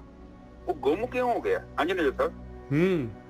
ਕਿਉਂਕਿ ਇਹ ਜਿਹੜਾ ਹੈਗਾ ਸਰੀਰ ਐਕਚੁਅਲੀ ਜਿਹੜਾ ਸੀਗਾ ਇਹ ਹੋ ਕਿਉਂ ਰਿਹਾ ਸੀਗਾ? ਕਿਉਂਕਿ ਆਪਣੇ ਅੰਦਰ 5 ਤੱਤ ਹੈਗੇ, 5 ਤੱਤਾਂ ਦਾ ਸਰੀਰ ਹੈਗਾ, ਔਰ 5 ਤੱਤਾਂ ਦਾ ਜਿਹੜਾ ਮੋਹ ਹੈਗਾ ਬਾਹਰ ਆਕਾਰ ਦੇ ਨਾਲ, ਪਦਾਰਥਾਂ ਦੇ ਨਾਲ, ਮੈਟਰ ਦੀ ਮੈਟਰ ਨਾਲ ਅਟਰੈਕਸ਼ਨ ਹੈਗੀ ਆ। ਜਿਵੇਂ ਦੇਖ ਲਓ ਕੋਈ ਵੀ ਚੀਜ਼ ਹੈਗੀ ਆ, ਧਰਤੀ ਨੇ ਖਿੱਚ ਲੈਣਾ ਉਸੇ ਵੇਲੇ, ਉਵੇਂ ਦਾ ਮੋਹ ਹੈਗਾ ਇਹ 5 ਤੱਤਾਂ ਦਾ ਮੋਹ। ਇਹਦੀ ਵਜ੍ਹਾ ਨਾਲ ਜਿਹੜੀ ਹੈਗੀ ਇਹ ਵੱਜੀ ਜਾਂਦਾ ਸੀਗਾ। ਇਹ ਜਿਹੜਾ ਵਜਾਉਣ ਵਾਲਾ ਇਹ ਸਾਜ਼ ਵੱਜਦਾ ਸੀਗਾ, ਇਹ ਐਸਾ ਜਿਹੜਾ ਹੈਗਾ ਮੰਦਰ ਬਣਿਆ ਹੋਇਆ ਸੀਗਾ। ਤੇ ਇਹ ਕਹਿੰਦੇ ਕਿੱਧਰ ਹੋ ਗਿਆ ਹੁਣ? ਇਹ ਕਿੱਧਰ ਚਲਾ ਗਿਆ? ਬਜਾਵਨ ਹਾਰੋ ਕਹਾਂ ਗਿਓ ਜਿਨੇ ਮੰਦਰ ਕੀਨਾ। ਸਾਖੀ ਸ਼ਬਦ ਸੁਰਤ ਨਹੀਂ ਉਪਜੈ ਖਿੰਚ ਤੇਜ ਸਭ ਲੀਨਾ। ਕਹਿੰਦੇ ਹੁਣ ਜਿਹੜੀ ਹੈਗੀ ਕੋਈ ਜਿਹੜਾ ਪਿਛਲਾ ਜਿਹੜਾ ਹੈਗਾ ਉੱਥੋਂ ਜਿਹੜਾ ਪੁਰਾਣਾ ਜਿਹੜਾ ਡਾਟਾ ਹੈਗਾ ਉਹ ਜਿਹੜੀ ਹੈਗੀ ਆ ਹਾਰਡ ਡਿਸਕ, ਉੱਥੇ ਕੋਈ ਡਾਟਾ ਹੀ ਨਹੀਂ ਆ ਰਿਹਾ। ਕਹਿੰਦੇ ਅਬ ਚੇਤਨ ਮਾਈਂਡ ਚੋਂ ਕੁਝ ਵੀ ਨਹੀਂ ਆ ਰਿਹਾ, ਕੋਈ ਵਿਚਾਰ ਜਿਹੜਾ ਹੈਗਾ ਇਹਨੂੰ, ਇਹ ਸੁਰਤ ਜਿਹੜੀ ਹੈਗੀ ਮੇਰੀ ਜਾ ਹੀ ਨਹੀਂ ਰਹੀ ਉਸ ਫੀਲਡ ਦੇ ਵਿੱਚੋਂ, ਕੁਛ ਆ ਹੀ ਨਹੀਂ ਰਿਹਾ।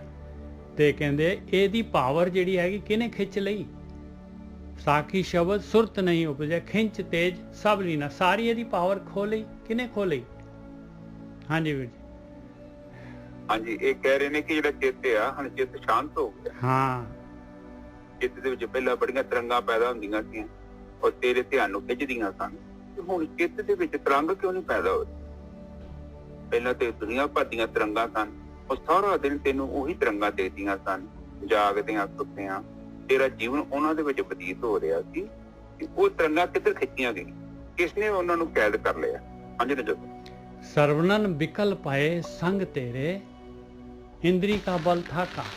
ਕਹਿੰਦੇ ਕੰਨ ਜਿਹੜੇ ਹੈਗੇ ਆ, ਕੰਨ ਬਿਲਕੁਲ ਜਿਹੜੇ ਹੈਗੇ ਆ, ਜਿਹੜੇ ਇੰਨੀ ਨਿੰਦਾ ਚੁਗਲੀ, ਇੰਨਾ ਸਾਰਾ ਹੋਰ ਦਾ ਹੋਰ ਜਿਹੜਾ ਹੈਗਾ ਦੁਨੀਆ ਦੇ ਜਿਹੜੇ ਹੈਗੇ ਆ ਰਸ ਕਸ, ਜਿਹੜੇ ਦੁਨੀਆ ਦੇ ਜਿਹੜੇ ਹੈਗੇ ਹੋਰ ਦੇਖ ਲਓ, ਕੋਈ ਕੁਛ ਟੀਵੀ, ਮੋਬਾਈਲ ਔਰ ਜਿਹੜਾ ਲੈਪਟਾਪ, ਇਹਦੇ ਉੱਤੇ ਜਿਹੜਾ ਹੈਗਾ ਦੁਨੀਆ ਦੇ ਜਿਹੜੇ ਡਰਾਮੇ ਕਹਿੰਦੇ ਆ, ਉਹ ਕਿੱਧਰ ਚਲੇ ਗਏ? ਕਹਿੰਦੇ ਕਿਉਂ ਸੁਣਨੋਂ ਬੰਦ ਹੋ ਗਏ ਕੰਨ ਜਿਹੜੇ ਹੈਗੇ? ਸਰਵਨਨ ਵਿਕਲ ਪਏ, ਕਹਿੰਦੇ ਉਹ ਸ਼ਾਂਤ ਹੋ ਗਏ। ਪਹਿਲਾਂ ਤਾਂ ਇਸ ਦੇ ਵਾਸਤੇ ਪੂਰੀ ਤਰ੍ਹਾਂ ਵਿਆਕੁਲ ਹੁੰਦੇ ਸੀਗੇ ਵੀ ਆਹ ਸੁਣਨਾ ਹੈ, ਆਹ ਦੇਖਣਾ ਹੈ, ਆਹ ਕਰਨਾ ਹੈ, ਆਹ ਸੁਣਨਾ ਹੈ, ਆਹ ਨਿੰਦਿਆ, ਆਹ ਚੁਗਲੀ। ਕਹਿੰਦੇ ਉਹ ਹੁਣ ਜਿਹੜੇ ਹੈਗੇ ਕਿਉਂ ਹੁਣ ਸ਼ਾਂਤ ਹੋ ਗਏ? ਸਰਵਨਨ ਵਿਕਲ ਪਏ ਸੰਗ ਤੇਰੇ ਇੰਦਰੀ ਕਾ ਬਲ ਥਾਕਾ। ਕਹਿੰਦੇ ਇਹ ਕਾਮ ਵਾਸਨਾ ਜਿਹੜੀ ਹੈਗੀ ਇਹ ਵੀ ਸ਼ਾਂਤ ਹੋ ਗਈ ਹੈ। ਕਹਿੰਦੇ ਇੰਦਰੀ ਦਾ ਬਲ ਹੀ ਥੱਕ ਗਿਆ। ਕਹਿੰਦੇ ਚਰਨ ਰਹੇ ਪੈਰ ਵੀ ਕਹਿੰਦੇ ਮਾੜੇ ਪਾਸੇ ਜਾਣੋਂ ਰੁਕ ਗਏ। ਕਰ ਢਰਕ ਪਰੇ ਹੈ। ਕਹਿੰਦੇ ਹੱਥ ਵੀ ਜਿਹੜੇ ਹੈਗੇ ਆ ਢਲਕ ਗਏ, ਜਿਵੇਂ ਕਿ ਉਹਨਾਂ ਦੀ ਸੱਤਿਆ ਹੀ ਨਹੀਂ ਹੈਗੀ, ਉਹਨਾਂ ਦੀ ਪਾਵਰ ਹੀ ਨਹੀਂ ਹੈਗੀ ਹੱਥਾਂ ਦੀ ਮਾੜੇ ਪਾਸੇ ਜਾਣ ਦੀ। ਮੁਖੋਂ ਨਾ ਨਿਕਸੇ ਬਾਤਾਂ, ਤੇ ਮੂੰਹ ਤੋਂ ਵੀ ਜਿਹੜੀਆਂ ਹੈਗੀਆਂ ਬਈ ਮੂੰਹ ਜਿਹੜਾ ਆਹ ਸਵਾਦ ਚਾਹੀਦਾ, ਆਹ ਚਾਹੀਦਾ, ਆਹ ਬਣਾਓ, ਆਹ ਲਿਆਓ, ਉਹ ਮੂੰਹ ਦੇ ਵਿੱਚੋਂ ਜਿਹੜਾ ਹੈਗਾ ਉਹ ਵੀ ਕਹਿੰਦੇ ਮੂੰਹ ਦੇ ਵਿੱਚੋਂ ਵੀ ਜਿਹੜਾ ਹੈਗਾ ਮੂੰਹ ਵੀ ਜਿਹੜਾ ਹੈਗਾ ਬੰਦ ਹੋ ਗਿਆ ਭਾਈ। ਇਹ ਜਿਹੜਾ ਹੈਗਾ ਆਪਣੇ ਸਵਾਦਾਂ ਦੇ ਵੱਲ ਜਿਹੜਾ ਹੈਗਾ ਇਹ ਡਿਮਾਂਡਾਂ ਕਰਨ ਇਹ ਵੀ ਬੰਦ ਹੋ ਗਿਆ। ਹਾਂਜੀ ਵੀਰ ਜੀ। ਹਾਂਜੀ ਠੀਕ ਹੈ ਜੀ ਸੰਗਤ ਜੀ। ਇੱਥੇ ਫਿਰ ਬਾਣੀ ਦੇ ਵਿੱਚ ਕਬੀਰ ਜੀ ਸਾਨੂੰ ਸਮਝਾ ਰਹੇ ਨੇ, ਕਹਿੰਦੇ ਕਿ ਜਿਹੜੇ ਤੇਰੇ ਇੰਦਰੇ ਸੀ ਤੇ ਔਗਣਾਂ ਨੂੰ ਭੋਗਣ ਲਈ ਹਮੇਸ਼ਾ ਤਿਆਰ ਰਹਿੰਦੇ ਸੀ। ਹਾਂ ਤੇ ਹੁਣ ਤੇ ਉਹ ਵੇਂਦੇ ਨਹੀਂ ਪਏ, ਸਾਹਮਣੇ ਭੋਗ ਵੇਂਦੇ ਨਹੀਂ। ਬਿਲਕੁਲ। ਹੁਣ ਕੀ ਹੋਇਆ? ਕਿਉਂਕਿ ਭੋਗੀ ਨਹੀਂ ਹੈਗਾ ਹੁਣ ਉੱਥੇ। ਨਾਲੇ ਗੋਰਕੀ ਸਾਹਿਬ 10 ਦੇਖੋ 5 ਦੇ 5 ਗਿਆਨ ਇੰਦਰੇ ਜਿਹੜੇ ਪੂਰੇ ਦੇ ਪੂਰੇ ਜਿਹੜੇ ਹੈਗੇ ਹਾਲੇ ਸਾਰਾ ਕੁਝ ਦਿਖਾ ਰਹੇ ਆ। ਇਹ ਨਹੀਂ ਕਿ ਮਤਲਬ ਜਿਹੜਾ ਹੈਗਾ ਆਪਣੇ ਦਿਸਣਾ ਬੰਦ ਹੋ ਗਿਆ ਜਾਂ ਸੁਣਨਾ ਬੰਦ ਹੋ ਗਿਆ, ਸਾਰਾ ਕੁਝ ਸਾਹਮਣੇ ਹੈਗਾ, ਪਰ ਜਿਹੜਾ ਹੈਗਾ ਨਹੀਂ ਜਿਹੜਾ ਉਸ ਪਾਸੇ ਨੂੰ ਜਾ ਰਹੀ ਸੁਰਤ। ਹਾਂਜੀ ਆਹ ਕਹਿਣ ਤੋਂ ਭਾਵੇਂ ਸਾਧ ਸੰਗਤ ਜੀ ਚਿੰਬਕ ਹੈਗੀ, ਲੋਹਾ ਵੀ ਹੈਗਾ, ਪਰ ਲੋਹਾ ਚਿੰਬਕਲ ਨਾ ਜਾਵੇ। ਬਸ ਆਹ ਚੀਜ਼ ਉਹਦਾ ਸੁਭਾਅ ਬਣ ਜੇ ਸਟੀਲ ਵਰਗਾ। ਹਾਂ ਅਟਰੈਕਟ ਨਾ ਹੋ। ਇਹ ਤਾਂ ਬੜੀ ਵੱਡੀ ਗੱਲ ਹੈ। ਉਹ ਤਾਂ ਕਹਿੰਦੇ ਅੱਖਾਂ ਲੋਕਾਂ ਨੇ ਅੱਖਾਂ ਤੋੜ ਲਈਆਂ, ਲੋਕਾਂ ਨੇ ਅੱਖਾਂ ਦੇ ਵਿੱਚ ਕੱਚ ਕੁੱਚ ਮਾਰ ਲਿਆ, ਸ਼ਾਇਦ ਇਹਦੇ ਨਾਲ ਹੀ ਸਾਨੂੰ ਧਿਆਨ ਮੇਰਾ ਇਕਾਗਰ ਹੋ ਜਾਏਗਾ, ਪਰ ਨਹੀਂ। ਅੱਖਾਂ ਬੰਦ ਕਰਨ ਦਾ ਵਿਸ਼ਾ ਨਹੀਂ ਹੈ। ਅੱਖਾਂ ਤੇ ਇੱਕ ਮਾਧਿਅਮ ਆ, ਚੀਜ਼ ਨੂੰ ਵੇਖਣ ਦਾ ਜਰੀਆ ਆ। ਵੇਖਣ ਵਾਲਾ ਤੇ ਅੰਦਰ ਕੋਈ ਹੋ ਰਿਹਾ। ਹੁਣ ਵੇਖਣ ਵਾਲਾ ਕਿੱਧਰ ਗਿਆ? ਵੇਖਣ ਵਾਲਾ ਵੀ ਜਿਹੜਾ ਹੈ ਗਿਆ ਕਿੱਥੇ ਆ? ਉਹ ਪੰਜਾਂ ਔਗਣਾਂ ਦਾ ਮਿਸ਼ਰਣ ਆ। ਬਿਲਕੁਲ। 5 ਔਗਣ ਜਿਹੜੇ 5 ਔਗਣ 5 ਤੱਤਾਂ ਤੋਂ ਬਣੇ, ਤੇ 5 ਤੱਤਾਂ ਦੀ ਉਹ ਇਹ ਥੋੜੀ ਕੰਟਰੀਬਿਊਸ਼ਨ ਤੋਂ ਬਾਅਦ ਇੱਕ ਚੀਜ਼। ਹੁਣ ਮੋਬਾਈਲ ਕਹਿ ਰਹੀਏ, ਇਕੱਲਾ ਮੋਬਾਈਲ ਥੋੜੀ ਆ, ਦੁਨੀਆ ਭਰ ਦੇ ਪੁਰਜੇ ਲੱਗੇ ਫਿਰ ਇੱਕ ਮੋਬਾਈਲ ਬਣਦਾ ਹਨਾ। ਬਿਲਕੁਲ। ਇਸੇ ਤਰ੍ਹਾਂ ਜਿਹੜਾ ਮਨ ਹੈ, ਮਨ ਇਹ 5 ਤੱਤਾਂ ਤੋਂ ਬਣਿਆ, ਫਿਰ ਇਹ ਪ੍ਰਕਿਰਤੀ ਜੜਿਆ, ਮਨ ਵੀ ਜੜਿਆ। ਹੁਣ 5 ਤੱਤਾਂ ਤੱਕ ਕਿਤੇ ਆ ਆਪਾਂ ਸਾਧਨਾ ਕੀਤੀ ਆ, ਆਪਾਂ ਨਿਰਗੁਣ ਬ੍ਰਹਮ ਦੀ ਸਾਧਨਾ ਕੀਤੀ ਆ। ਕਿਸੇ ਮੂਰਤੀ ਦੀ, ਕਿਸੇ ਮੰਦਿਰ ਦੀ, ਕਿਸੇ ਧਾਰਮਿਕ ਸਥਾਨ ਦੀ ਨਹੀਂ ਕੀਤੀ, ਕਿਸੇ ਬੰਦੇ ਦੀ ਨਹੀਂ ਕੀਤੀ। ਆਪਾਂ ਜਦੋਂ ਨਿਰਗੁਣ ਦੀ ਸਾਧਨਾ ਕਰਦੇ ਆ, ਪਹਿਲੀ ਗੱਲ ਤੇ ਨਿਰਗੁਣ ਦੀ ਕੋਈ ਸਾਧਨਾ ਕਰਦਾ ਹੀ ਨਹੀਂ ਹੈ। ਮੈਂ ਸੱਚ ਦੱਸਦਾ, ਇਹ ਮੈਂ ਨਹੀਂ, ਤੁਸੀਂ ਕਿਸੇ ਵੀ ਜਗ੍ਹਾ ਤੇ ਜਾ ਕੇ ਦੇਖ ਲਓ, ਦੁਨੀਆ ਦਾ ਕੋਈ ਬੰਦਾ ਤੁਹਾਨੂੰ ਕਹਦੇ ਨਿਰਗੁਣ ਬ੍ਰਹਮ ਦੀ ਸਾਧਨਾ ਕਰਨੀ ਆ, ਉਹ ਕਹਿੰਦਾ ਸਾਨੂੰ ਕੀ ਚਾਹੀਦੀ ਦਿਖਾਈ ਦੇਣ ਵਾਲੇ। ਕਿਉਂਕਿ ਉਹਦੇ ਵੱਲ ਜਾਂਦਾ ਹੀ ਨਹੀਂ ਕੋਈ। ਉਹ ਕਹਿੰਦੇ ਰੂਪ ਨਹੀਂ, ਰੰਗ ਨਹੀਂ, ਰੇਖ ਨਹੀਂ, ਹੁਣ ਕਿੱਥੋਂ ਲੱਭੀ ਇਹਨੂੰ? ਸਾਧਨਾ ਕਰਨ ਦੀ ਗੱਲ ਨਹੀਂ ਹੈਗੀ।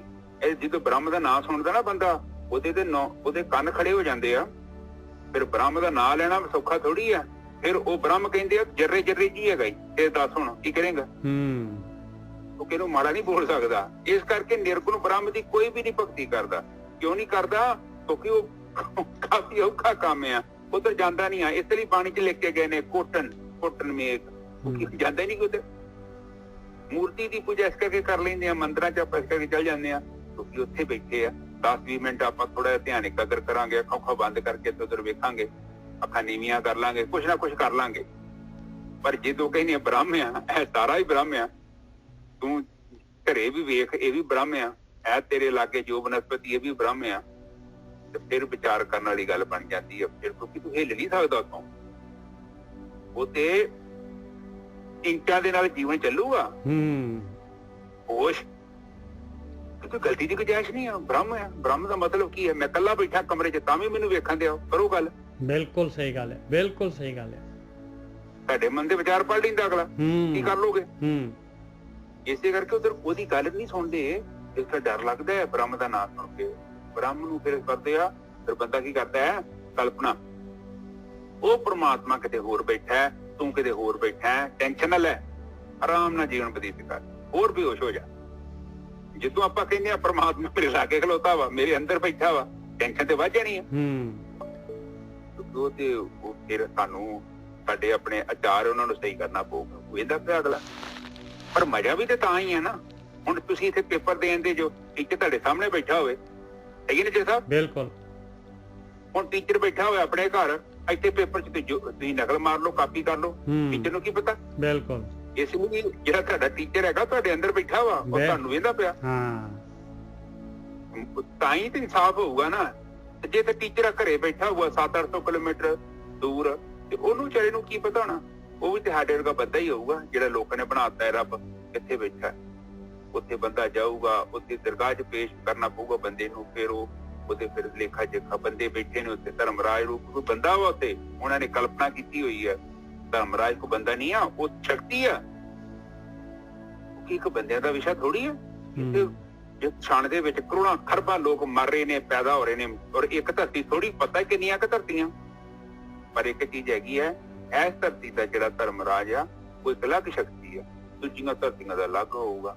ਕਿਉਂਕਿ ਬਹੁਤ ਜ਼ਿਆਦਾ ਡਿਸਟਰਬੈਂਸ ਹੋ, ਜਿੱਦਾਂ ਵੱਡੀਆਂ ਸਟੇਟਾਂ ਨਹੀਂ ਹੋ ਜਾਂਦੀਆਂ, ਕਿੰਨੀਆਂ ਸਟੇਟਾਂ, ਤੇ ਉਹ ਫਿਰ ਛੋਟੀ ਸਟੇਟ ਕਰ ਦਿੰਦੇ ਆ ਕਿ ਜਿੱਥੇ ਕੰਟਰੋਲ ਥੋੜਾ ਜ਼ਿਆਦਾ ਹੋ ਜਾਏ, ਵੱਖਰੀ ਸਰਕਾਰ ਬਣ। ਤੋ ਇਸ ਕਰਕੇ ਇਹ ਪ੍ਰਮਾਤਮਾ ਦੀ ਜੋ ਵੀ ਪ੍ਰਕਿਰਤੀ ਹੈ, ਅਲੱਗ-ਅਲੱਗ ਧਰਤੀਆਂ ਦੇ ਅਲੱਗ-ਅਲੱਗ ਧਰਮਰਾਜ, ਅਲੱਗ-ਅਲੱਗ ਬ੍ਰਹਮੇ ਬਣਾਏ ਹੋਏ ਨੇ, ਔਰ ਕੰਟਰੋਲ ਕਰਨ ਦਾ ਸਿਸਟਮ ਬ੍ਰਹਮੇ ਕੋਈ ਬੰਦੇ ਨਹੀਂ, ਸ਼ਕਤੀਆਂ ਨੇ, ਔਰ ਉਹ ਆਪਣਾ ਏਰੀਆ ਦੇਖਦੇ ਨੇ। ਹੁਣ ਮੇਰਾ ਮੁੰਡਾ ਕਹਿੰਦੇ ਅਸੀਂ, ਕਹਿੰਦਾ ਪਾਪਾ ਜਦੋਂ ਆਪਣੀ ਧਰਤੀ ਤੋਂ ਕੋਈ ਚੀਜ਼ ਬਾਹਰ ਚਲ ਜਾਂਦੀ ਹੈ ਨਾ, ਕੋਈ ਵੀ ਚੀਜ਼, ਉਹ ਨਿਜਰ ਕਹਿੰਦਾ ਕਿ ਧੱਕਾ ਮਾਰਦੀ ਹੈ ਨਾ, ਮੰਨ ਲਓ ਪੱਥਰ ਨੂੰ, ਕਿਸੇ ਚੀਜ਼ ਨੂੰ, ਉਹ ਤੁਰੇ ਜਾਂਦਾ। ਉਹ ਹੈਗਾ 11.8 ਜਿਹੜੀ ਆ ਮੀਟਰ ਪਰ ਸੈਕਿੰਡ ਦੀ ਐਕਸਲਰੇਸ਼ਨ ਨਾਲ ਕੋਈ ਚੀਜ਼ ਸੁੱਟਾਂਗੇ ਤੇ ਫਿਰ ਜਿਹੜਾ ਹੈਗਾ ਇੰਨੀ, ਤੇ ਉਹ ਪਾਰ ਚਲੀ ਜਾਏਗੀ ਧਰਤੀ ਤੋਂ। ਹਾਂ, ਤੇ ਨਿਜਰ ਸਾਹਿਬ ਜਦੋਂ ਉੱਥੋਂ ਬਾਹਰ ਨਿਕਲ ਜਾਂਦੀ, ਕਹਿੰਦਾ ਕਿ ਕੋਈ ਵੀ ਚੀਜ਼ ਹੈ ਨਾ, ਜੇ ਮਤਲਬ ਸਪੀਡ 'ਚ ਕਰਦੀ ਨਾ, ਨਿਕਲ ਜਾਏ, ਬੰਦ ਕਰ ਦੋ, ਉਹ ਤੁਰੀ ਜਾਂਦੀ ਆ, ਇਨਫਾਈਨਾਈਟ। ਬਿਲਕੁਲ, ਕੋਈ ਲਿਮਿਟਲੈਸ ਆ ਉਹ, ਕਿਉਂਕਿ ਉਹ ਜ਼ੀਰੋ ਗ੍ਰੈਵਿਟੀ ਆ, ਉੱਥੇ ਕੋਈ ਪ੍ਰੈਸ਼ਰ ਨਹੀਂ। ਹਾਂ, ਇਹ ਆ ਕਿ ਉਹ ਕਿਸੇ, ਜਿੱਦਾਂ ਮੈਂ ਧਰਤੀ ਦੀ ਅਗਰ ਉਹ ਗੁਰਤਾਕਰਸ਼ਣ ਚਾਹੁੰਦੀ ਆ, ਤੱਤ ਚਾਹੇਗੀ ਤੇ ਮੈਗਨੇਟ ਫੀਲਡ ਜਾਊਗੀ, ਇਹ ਧਰਤੀ ਖਿੱਚ ਲੂਗੀ। ਬਿਲਕੁਲ, ਜੇ ਧਰਤੀ ਦੀ ਮੈਗਨੇਟ ਤੋਂ ਦੂਰ ਆ ਜਾਂ ਕਿਸੇ ਹੋਰ ਪਲੈਨਟ ਦੀ ਮੈਗਨੇਟ ਤੋਂ, ਚੁੰਬਕਾ ਸ਼ਕਤੀ ਤੋਂ ਦੂਰ ਆ, ਉਹ ਚੀਜ਼ ਨਹੀਂ ਰੁਕੇਗੀ, ਉਹ ਤੁਰਦਾ ਹੀ ਜਾਏਗਾ। ਉਹ ਪਰਮਾਤਮਾ ਨੇ ਕਿੱਦਾਂ ਦਾ ਅਰੇਂਜਮੈਂਟ ਕੀਤਾ। ਆਪਣੇ ਉਹ ਬੜਾ ਵੱਡਾ ਚਿੱਤਰਕਾਰ ਆ, ਧਿਆਨ ਦੇ ਨਾਲ ਪਿਰਚਾ ਦੋ, ਵੇਂਦਾ ਪਿਆ। ਹਾਂਜੀ ਨਿਜਰ ਸਾਹਿਬ, ਅੱਗੇ ਚਲੀਏ। ਹਾਂਜੀ, ਔਰ ਗੋਰਖੀ ਸਾਹਿਬ ਜਿਹੜੇ ਕਹਿੰਦੇ ਨੇ ਵੀ ਆਪਾਂ ਜਿਹੜੇ ਹੈਗੇ, ਜੇ ਕਹੀਏ ਵੀ ਜਿਹੜੇ ਹੈਗੇ ਆਪਾਂ ਜਿਹੜੇ ਹੈਗੇ ਇਹ ਇੰਦਰੀਆਂ ਨੂੰ ਕੰਟਰੋਲ ਕਰ ਸਕਦੇ ਹਾਂ, ਤੇ ਮੰਨ ਲਓ ਜਿਹੜਾ ਹੈਗਾ ਕੋਈ ਅੱਖਾਂ ਜਿਹੜੀਆਂ ਮੰਨ ਲਓ ਅੱਖਾਂ, ਅੱਗੇ ਤੁਸੀਂ ਕਹਿੰਦੇ ਵੀ ਅੱਖਾਂ 'ਚ ਵੀ ਉਹਨਾਂ ਨੇ ਮਾਰ ਲਏ, ਅੱਖਾਂ ਬੰਦ ਕਰ ਲਈਆਂ ਵੀ ਕਿਤੇ ਜਿਹੜਾ ਹੈਗਾ ਮੈਂ ਮਾੜਾ ਦੇਖਾਂ ਹੀ ਨਾ, ਕੰਨ ਵੀ ਜਿਹੜੇ ਹੈਗੇ ਬੰਦ ਕਰ ਲਏ ਵੀ ਕੰਨਾਂ 'ਚ ਸੁਣੇ ਹੀ ਨਾ, ਤੇ ਪਰ ਭਾਏ ਪਤੰਦਰ ਮਨ ਨੂੰ ਕਿਵੇਂ ਬੰਦ ਕਰਾਂਗੇ ਆਪਾਂ? ਜਿਹੜੇ ਅੰਨੇ ਬੰਦੇ ਹੈਗੇ ਵਿਚਾਰੇ, ਉਹਨਾਂ ਦੇ ਅੰਦਰ ਵੀ ਜਿਹੜਾ ਹੈਗਾ 24 ਘੰਟੇ ਰਾਊਂਡ ਦੀ ਕਲਾਕ ਜਿਹੜੇ ਹੈਗੇ ਵਿਚਾਰ ਚੱਲਦੇ ਆ। ਉਹਨਾਂ ਨੇ ਹਾਲਾਂਕਿ ਨਹੀਂ ਦੇਖੀ ਕੋਈ ਚੀਜ਼, ਪਰ ਉਹਨਾਂ ਦੇ ਅੰਦਰ ਜਿਹੜੀ ਹੈਗੀ ਉਹ ਆਟੋਮੈਟਿਕਲੀ ਮਨ ਆਪਣੇ ਆਪ ਬਿਲਟ ਕਰ ਲੈਂਦਾ ਹਰ ਚੀਜ਼ ਨੂੰ। ਤੇ ਸਾਧ ਸੰਗਤ ਜੀ, ਇੱਕ ਚੀਜ਼ ਮੈਂ ਆਪ ਜੀ ਨੂੰ ਹੋਰ ਦੱਸਣਾ ਚਾਹੁੰਦਾ, ਬੜੀ ਕੰਮ ਦੀ। ਇਹ ਜਿਹੜੀ ਕਾਮ ਇੰਦਰੀ ਹੈ ਨਾ, ਇਹਦੇ ਤੇ ਬਹੁਤ ਵੱਡਾ ਟੌਪਿਕ ਹੈ, ਕੋਈ ਆਮ ਚੀਜ਼ ਨਹੀਂ ਆ, ਕਿਉਂਕਿ ਪ੍ਰਕਿਰਤੀ ਦਾ ਮੇਨ ਹੈਗਾ, ਪ੍ਰਕਿਰਤੀ ਇਹਦੇ ਨਾਲ ਚੱਲਦੀ ਹੈ। ਸਹੀ ਹੁੰਦਾ ਸਾਹਿਬ? ਬਿਲਕੁਲ। ਇਹ ਜਿਹੜੀ ਇੰਦਰੀਆਂ ਹੁੰਦੀਆਂ ਨੇ ਬੜੀਆਂ ਪਾਵਰਫੁਲ ਹੁੰਦੀਆਂ, ਤੇ ਕਾਮ ਇੰਦਰੀ ਸਭ ਤੋਂ ਜ਼ਿਆਦਾ ਪਾਵਰਫੁਲ। ਜਦੋਂ ਤੁਸੀਂ ਸਾਧਨਾ ਕਰ ਲਈ ਨਾ, ਇਹ ਤੁਹਾਡੇ ਸਰੀਰ ਦਾ ਹਿੱਸਾ ਹੈਗਾ, ਪਰ ਤੁਹਾਨੂੰ ਪਤਾ ਨਹੀਂ ਲੱਗੂਗਾ ਕਿ ਜਿੱਦਾਂ ਹੈ ਜਾਂ ਨਹੀਂ ਹੈ। ਆਪਨੇ ਥੋੜਾ ਸਮਾਂ ਸਾਧਨਾ ਕੀਤੀ, ਤੁਹਾਡੇ ਅੰਦਰ ਇਹਦਾ ਚਿੰਤਨ ਹੀ ਖਤਮ ਹੋ ਜਾਏਗਾ। ਆਪ ਜਸਟ ਦੇਖੋ, ਇਹ ਗੱਲਾਂ ਜਿਹੜੀਆਂ ਨਾ ਬ੍ਰਹਮਚਾਰੀ ਬਣ ਜਾਂਦੇ ਸੀ ਬੰਦੇ, ਇਹ ਉਦੋਂ ਬ੍ਰਹਮ ਗਿਆਨੀ ਬਣ ਜਾਂਦੇ ਸੀ। ਹੁਣ ਕਈ ਬੰਦੇ ਹੁਣ ਏਦਾਂ ਵਿਆਹ ਨਹੀਂ ਕਰਾਉਂਦੇ, ਪਰ ਏਦਾਂ ਨਹੀਂ ਹੈ ਕਿ ਤੁਸੀਂ ਵਿਆਹ ਨਹੀਂ ਕਰਾਇਆ ਤਾਂ ਚੀਜ਼ ਖਤਮ ਹੋ ਗਈ। ਉਸ ਚੀਜ਼ ਨੂੰ, ਉਹ ਸਾਡੇ ਸਰੀਰ 'ਚ ਜੁੜੀ ਹੈ, ਔਰ ਉਸ ਨੂੰ ਜਿਉਂਦੇ ਜੀ ਹੀ ਅਲੱਗ ਕਰਨਾ ਪੈਂਦਾ ਹੈ। ਔਰ ਇਹ ਨਹੀਂ ਕਿ ਮੈਂ ਚੀਜ਼ ਨੂੰ ਨੱਪ ਰਿਹਾ, ਕਿੱਥੋਂ ਨੱਪੋਗੇ? ਕੁੱਕਰ ਦੀ ਸੀਟੀ ਨੱਪੋਗੇ ਤੇ ਰੁਕਦਾ ਉਹਦਾ ਪ੍ਰੈਸ਼ਰ? ਅਜੇ ਸਾਹਿਬ ਨਹੀਂ। ਹਾਂ, ਜਦੋਂ ਅੰਦਰੋਂ ਪ੍ਰੈਸ਼ਰ ਖਤਮ ਹੋ ਗਿਆ ਤੇ ਸੀਟੀ ਨੂੰ ਨੱਪਣ ਦੀ ਲੋੜ ਹੀ ਨਹੀਂ, ਤੇ ਨਾ ਹੀ ਸੀਟੀ ਵੱਜਣੀ। ਇਸ ਦੇ ਲਈ ਜਦੋਂ ਸਾਡੀ ਸੁਰਤੀ ਆਤਮਾ ਤੱਤ ਦੇ ਲਾਗੇ ਆਈ ਜਾਂਦੀ ਹੈ, ਇਹ ਔਗਣ ਸਾਡੇ ਤੋਂ ਆਟੋਮੈਟਿਕਲੀ ਦੂਰ ਹੋ ਜਾਣਗੇ। ਕਾਮ ਦੀ ਗੱਲ ਕਰਦੇ ਜੋ, ਤੁਸੀਂ 10 ਸਾਲ 20 ਸਾਲ 30 ਸਾਲ 50 ਸਾਲ 100 ਸਾਲ ਵੀ ਚਾਹੋਗੇ, ਤੁਹਾਨੂੰ ਇੰਦਰੀ ਪਰੇਸ਼ਾਨ ਨਹੀਂ ਕਰੇ, ਨਾ ਹੀ ਤੁਹਾਡੇ ਤੇ ਤਰੰਗ ਪੈਦਾ ਹੋਈ। ਇਹ ਗਰੰਟੀ ਹੈਗੀ ਜੀ, ਗਰੰਟੀ। ਇਹ ਮੇਰਾ ਆਪਣਾ ਵੀ ਅਨੁਭਵ ਹੈਗਾ। ਹਾਂਜੀ ਨਿਜਰ ਸਾਹਿਬ, ਅੱਗੇ ਚੱਲੀਏ।